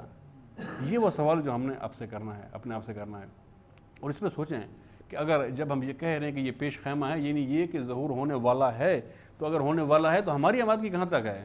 ظہور تو ہماری آرزو ہے، ہر شیعہ کی خواہش ہے کہ ہو، لیکن ہو ساتھ میں ہم بھی تو ہوں اس کے اندر، ہم بھی تو اس کا حصہ ہوں، ہم بھی تو امام کے پرچم کے نیچے ہوں، ہم بھی تو امام کے ایک ادنا سے سپاہی ہوں، لیکن ہم نہ ہوئے تو پھر ہمیں کیا ملا؟ پھر تو ہم تاریخ کے بدترین انسانوں میں شمار ہوں گے، پھر پسترین انسانوں میں شمار ہوں گے۔ لہٰذا یہ زیارت 40 ہمیں پیغام دیتی ہے کہ ہم اپنے آپ کو تیاری کریں، اپنے اندر آمادگی پیدا کریں، اور اس آمادگی میں کون سا کام ہے جو سب سے پہلے کرنا ہے، جو آج بیان ہوا ہے، وہ کون سا کام ہے؟ یہ ہوائے دنیا کا مقابلہ کریں، خواہشات دنیا کا مقابلہ کریں۔ یہ آپ کر گئے تو آپ کامیاب ہو جائیں گے، آپ اس صف میں آ جائیں گے، یہ نہ کر سکے تو نہیں کر سکیں گے۔ یہ ہوائے دنیا ہی ہے جو انسان کو اس قدر پستی کے اوپر لے آتی ہے۔ بس آج روز 40 ہے، تو روز 40 جہاں روز غم ہے، روز سوگ ہے، وہاں پر یہ روز عہد بھی ہے۔ لہٰذا آج ہم سب نے عہد بھی کرنا ہے، یا بغیر عہد کے جانا ہے۔ جتنی بھی مجالس ہوتی ہیں، جہاں بھی امام بلاتے ہیں، عہد کے لیے بلاتے ہیں، تاکہ مومن آئیں، عہد کریں امام کے ساتھ، اور عہد کرنے کے بعد پھر اس سفر پر، اس عہد پر جاری رہیں۔ تو آج ہمیں امام حسین سے عہد کرنا ہے یا نہیں کرنا؟ کرنا ہے۔ سب سے پہلا عہد، اب میں آپ سے شعار لگاؤں گا اور آپ نے ان سب کے جواب دینے ہیں، لیکن صرف اس معنی میں نہیں کہ نعرے ہیں، بلکہ اس معنی میں کہ یہ عہد ہے۔ سب سے اہم شعار جو امام حسین نے بلند کیا وہ حیحات من ذلہ کا شعار تھا، اور وہ میں نے پچھلی مجلس میں اس کی پوری تشریح کی تھی کہ اس جملے کا کیا معنی تھا اور امام نے کیوں کہا۔ اس پر بھی قرآن مجید کی آیات پیش کی تھی کہ انسان جب پستی میں اتر جائے، جب گھٹیا پان کے اندر اتر جائے، تب انسان ذلت کو قبول کرتا ہے۔ جب ذلت کو قبول کرتا ہے تو پھر انسان کے اندر یہ آمادگی آتی ہے کہ وہ طاغوتوں کو، ظالموں کو قبول کر سکے۔ لہٰذا یہاں پر امام نے جب یہ کہا کہ حیحات من ذلہ، یعنی میں ذلت کو ہی نہیں قبول کروں گا۔ جب ذلت ہی نہیں قبول ہوگی تو اب کوئی ظالم نظام، کوئی ستم گر نظام وہاں پر قائم ہی نہیں ہو سکتا۔ سورہ صافات کی ایک آیت پڑھی تھی، اس کی تشریح میں پچھلے سیشن میں تفصیل بیان کی ہے، ابھی نہیں کرنا۔ لہٰذا سب سے پہلے تو آج ہمیں امام حسین سے یہ عہد کرنا ہے کہ ہم کبھی بھی ذلت قبول نہیں کریں گے۔ ذلت قبول نہ کرنے کا کیا مطلب ہے؟ یعنی کبھی بھی ہم خوف میں نہیں آئیں گے، نہ مرنے کے خوف میں، نہ قید و بند کے خوف میں آئیں گے، نہ لالچ کے اندر آئیں گے، نہ طمع کے اندر آئیں گے، کسی قسم کی مصلحت کے اندر نہیں آئیں گے، اور اس راہ کو آخر تک جاری رکھیں گے۔ یہ عہد ہم امام حسین سے کرتے ہیں، اس لیے آپ سب آواز بلند کہیں، حیحات من ذلہ، حیحات من ذلہ، حیحات من ذلہ، حیحات من ذلہ، حیحات من ذلہ، حیحات من ذلہ، حیحات من ذلہ۔ اور یہ عہد ہم امام حسین سے آج کرتے ہیں کہ انشاءاللہ جب تک زندہ ہیں اور جب تک ہمارا بھی خون دل کا آخری قطرہ باقی ہے، ہم بھی اس جہالت کے خلاف اور گمراہی کے خلاف اقدام کریں گے اور آخری وقت تک جدوجہد رکھیں گے۔ وہ جدوجہد جس کو امام حسین نے جاری رکھا، اپنے خون کے آخری قطرے تک ہم اس جدوجہد کو جاری رکھیں گے اور اس کو ترک نہیں کریں گے۔ اس عہد کے لیے بآواز بلند کہیں، لبیک یا حسین، لبیک یا حسین، لبیک یا حسین، لبیک یا حسین، لبیک یا حسین، لبیک یا حسین، لبیک یا۔ اور چونکہ اربعین جوڑتا ہے تحریک حسینی کو تحریک مہدویہ سے، تو آج کا دن امام زمان سے ہم عہد کرتے ہیں کہ اے امام زمان، جب تک ہم زندہ ہیں آپ کے راہ پر زندہ رہیں گے، اور ہماری یہ تمنا ہوگی کہ اسی راہ پر ہی اپنی جان دیں، اپنی تمام طاقتیں، قوتیں ظہور امام میں حائل رکاوٹوں کو دور کرنے میں اور نظام امامت برپا کرنے میں استعمال کریں گے، آخری وقت تک اس جد و جہد کو جاری رکھیں گے۔ یہ عہد امام زمان سے کرنے کے لیے بآواز بلند کے لبیک یا مہدی، لبیک یا مہدی، لبیک یا مہدی، لبیک یا مہدی، لبیک یا مہدی، لبیک یا مہدی۔ اور آج کے اس زمانے میں پرچم حسینی، پرچم مہدویت و رہبر معظم، مقام معظم رہبری سید علی خامنئی کے ہاتھ میں ہے۔ لہٰذا اس وقت تک لبیک یا حسین عملی نہیں ہو سکتا جب تک کہ ہم لبیک خامنئی نہ کہیں، کیونکہ امام حسین نے آ کر براست ہمیں حکم نہیں دینا۔ اس عصر غیبت میں ان کی نہضت کو کوئی چلانے والا ہوگا، کوئی ہوگا جس نے وہاں سے اٹھا کے وہاں تک سفر کیا ہے، لہٰذا اس کو لبیک کہنا ضروری ہے۔ اس کو لبیک کہے بغیر لبیک یا حسین مکمل نہیں ہوتا، اسی لیے بآواز بلند کہیں، لبیک خامنئی، لبیک خامنئی، لبیک خامنئی، لبیک خامنئی، لبیک خامنئی، لبیک خامنئی۔ اور اس امامت کا، اس ولایت کا پرچم پاکستان کے اندر پوری دنیا جانتی ہے، سب پر مسلم ہے کہ وہ اگر اٹھائے تو ایک شخص ہے، اس نے پرچم ولایت اٹھایا ہے۔ وہ پرچم جو یہاں پر سرنگوں تھا، جس کی بات کرنے والا کوئی نہیں تھا، اس کو اس ایک شخص نے اٹھایا ہے اور اس کو بلند کیا ہے، اور جب بلند کیا ہے تو اندرونی بیرونی ہر طرف سے ایک محاذ ہے اس کے مقابلے میں۔ لہٰذا پاکستان میں اگر ہمیں چاہتے ہیں امامت مہدویت رہ حسینی کو جاری رکھنا، تو اس کے ساتھ بھی ہمیں تجدید عہد کرنا ہوگا، اور وہ استاد محترم سید جواد نقوی ہیں جس سے ہم یہ عہد کرتے ہیں کہ آپ کی اقتداء کے اندر اس نہضت کو ہم پاکستان میں آخری دم تک جاری رکھیں گے۔ اس لیے اس عہد کے لیے بآواز بلند لبیک سید جواد، لبیک سید جواد، لبیک سید جواد، لبیک سید جواد، لبیک سید جواد، لبیک سید جواد۔ صلوات پڑھیے۔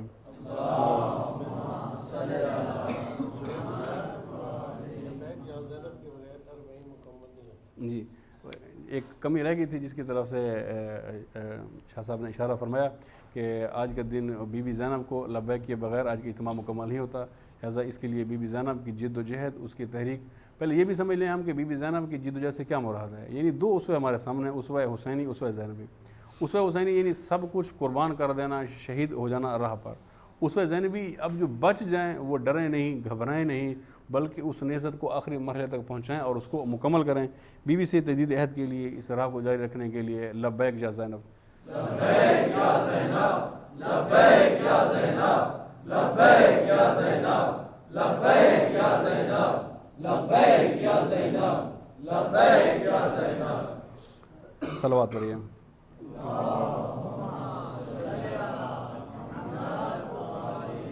لہٰذا زیارت اربعین نے بیان کیا کہ دنیا کے مغرور کیے ہوئے انسانوں نے امام حسین کا مقابلہ کیا، امام حسین پر ظلم کیا، اور خواہشات دنیا کے اسیروں نے امام حسین کو شہید کیا۔ اب امام زمان ہمیشہ سے امام زمان بیان فرماتے ہیں کہ جب بھی ذکر حسین ہو، مصائب حسین ہو، تو ودا کو ضرور یاد کیا جائے، یعنی یہ امام کی ایک تاکید ہے، اس لیے ہم ودا سے ہی اس کا آغاز کرتے ہیں۔ آپ تھوڑا سا تصور کیجئے کہ کس قدر سخت عالم ہوگا وہ کہ جب تمام کاروان حسینی میں افراد، اصحاب و اہل بیت شہید ہو چکے ہوں، امام حسین بچے ہوں، اور آخر میں انہوں نے کہا ہوگا بی بی زینب سے کہ اب میں رخصت چاہتا ہوں۔ اس وقت کیا عالم ہوگا اس خیمے کے اندر جب آخری امیدوں پر امام نے یہ کہا کہ میں جانے لگا، اور امام نے یہ فرمایا بی بی سے کہ میرے لیے ایک پھٹا ہوا پرانا لباس لے ہو۔ بی بی نے پوچھا کہ یہ پرانا لباس کیوں پہننا چاہتے ہیں، اس وقت اس جنگ کے اندر یہ لباس کی تبدیلی کیوں چاہتے ہیں؟ تو امام نے فرمایا کہ میرا دشمن بہت شکی ہے، بہت پست ہے، مجھے معلوم ہے میرے بعد یہ میرے لباس کو اتار لے گا، میں چاہتا ہوں کوئی ایسا لباس پہنوں جس میں کوئی رغبت نہ ہو، جو پرانا ہو، تاکہ کم از کم وہ لباس میرے جسم پر باقی رہ سکے۔ اس لیے امام نے اس لباس کے نیچے ایک اور لباس پہنا اور پھر روانہ ہوئے۔ اے کاش کہ امام حسین کی یہ حکمت وہاں پر کامیاب ہوتی، لیکن انتہائی افسوس کہ یہ حکمت بھی کامیاب نہ ہوئی، اور دشمن نے جب امام حسین کے لاشے کو پامال کیا تو صرف وہ لباس ہی نہیں اتارا بلکہ اس کے نیچے یہ پرانا خستہ لباس بھی امام کی وجہ سے اتار دیا۔ اور جب امام روانہ ہوئے خیمے سے تو اس کی ایک منظر کشی ایک شاعر نے کی ہے، اور یوں شعر کہا ہے کہ شبیر برآمد ہوئے یوں خیمے کے در سے، شبیر برآمد ہوئے یوں خیمہ کے در سے، جیسے نکلتا ہے جنازہ کسی گھر سے۔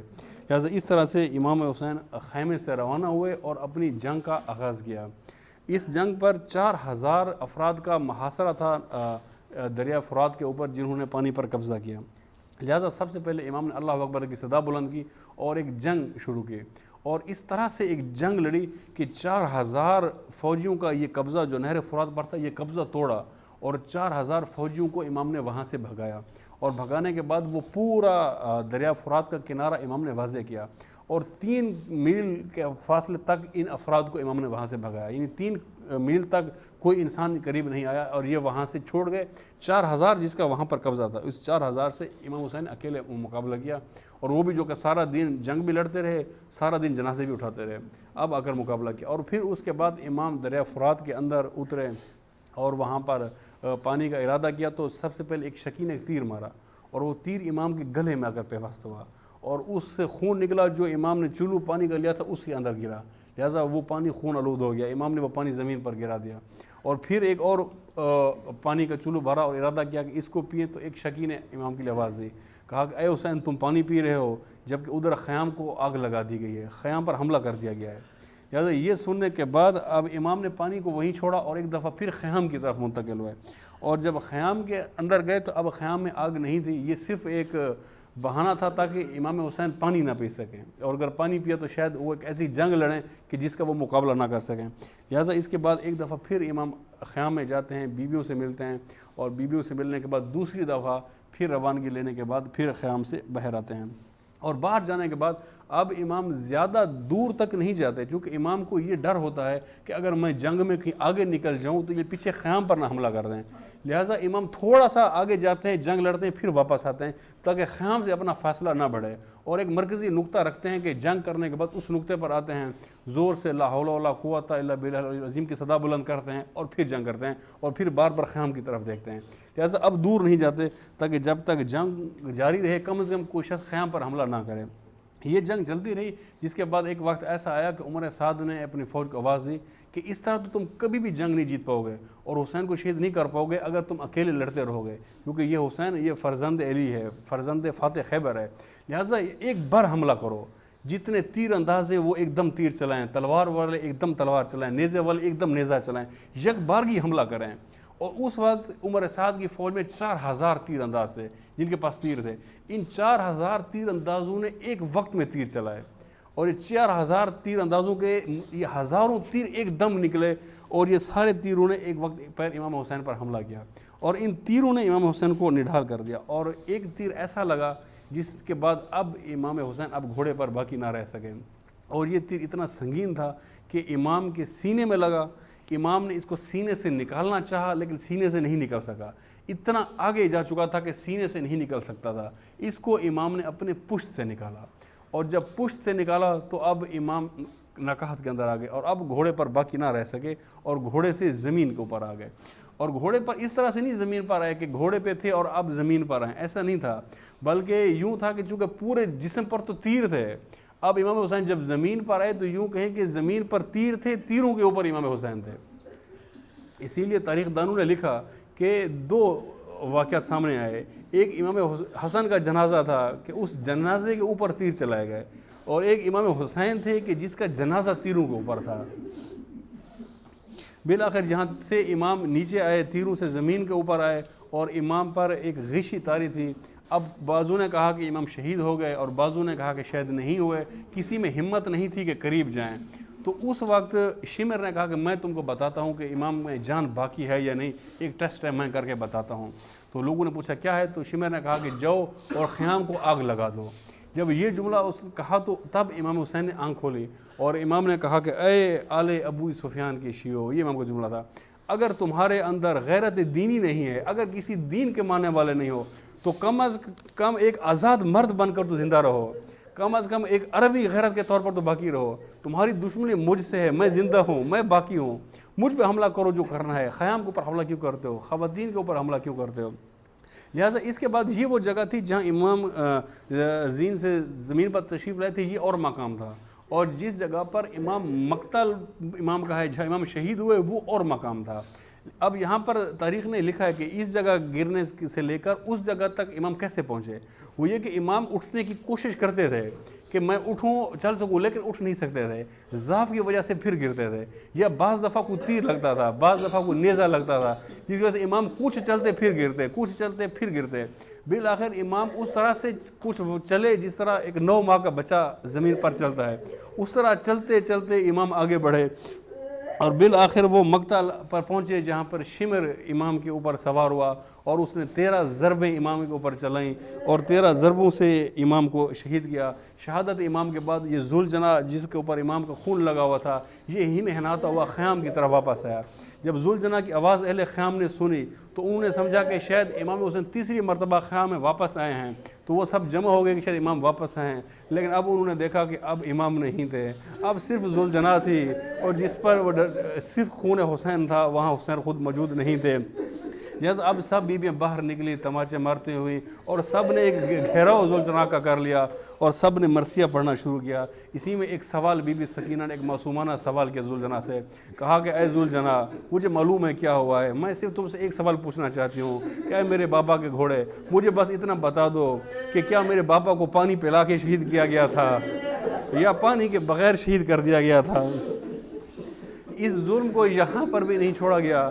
عمر سعد نے 10 گھوڑوں کا لشکر تیار کیا، یہ 10 ولد الزنا انسان تھے جنہوں نے اپنے گھوڑوں کو تیار کیا، اس گھوڑے کی ٹاپوں کو تیز کیا، ان کی نوکوں کو تیز کیا، اور ان 10 گھوڑوں کو چلایا، شمال کے گھوڑوں کو جنوب کی طرف، جنوب والوں کو شمال کی طرف دوڑایا، اور یہ گھوڑے اس قدر چڑھے اور اس قدر لاش حسین کو پامال کیا انہوں نے کہ روایت نے بیان کیا کہ امام کے سینے کی ہڈیاں پشت کی طرف چلے گئیں، اور پشت کی ہڈیاں سینے کی طرف چلی گئیں۔ اس طریقے سے امام کو لاشا امام کو پامال کیا گیا۔ اور اس رات پر تمام لوگوں کے جو دوسرے لشکر میں تھے، یزیدی میں تھے، ان سب کے جنازے پڑھائے گئے، ان کو تدفین کی گئی۔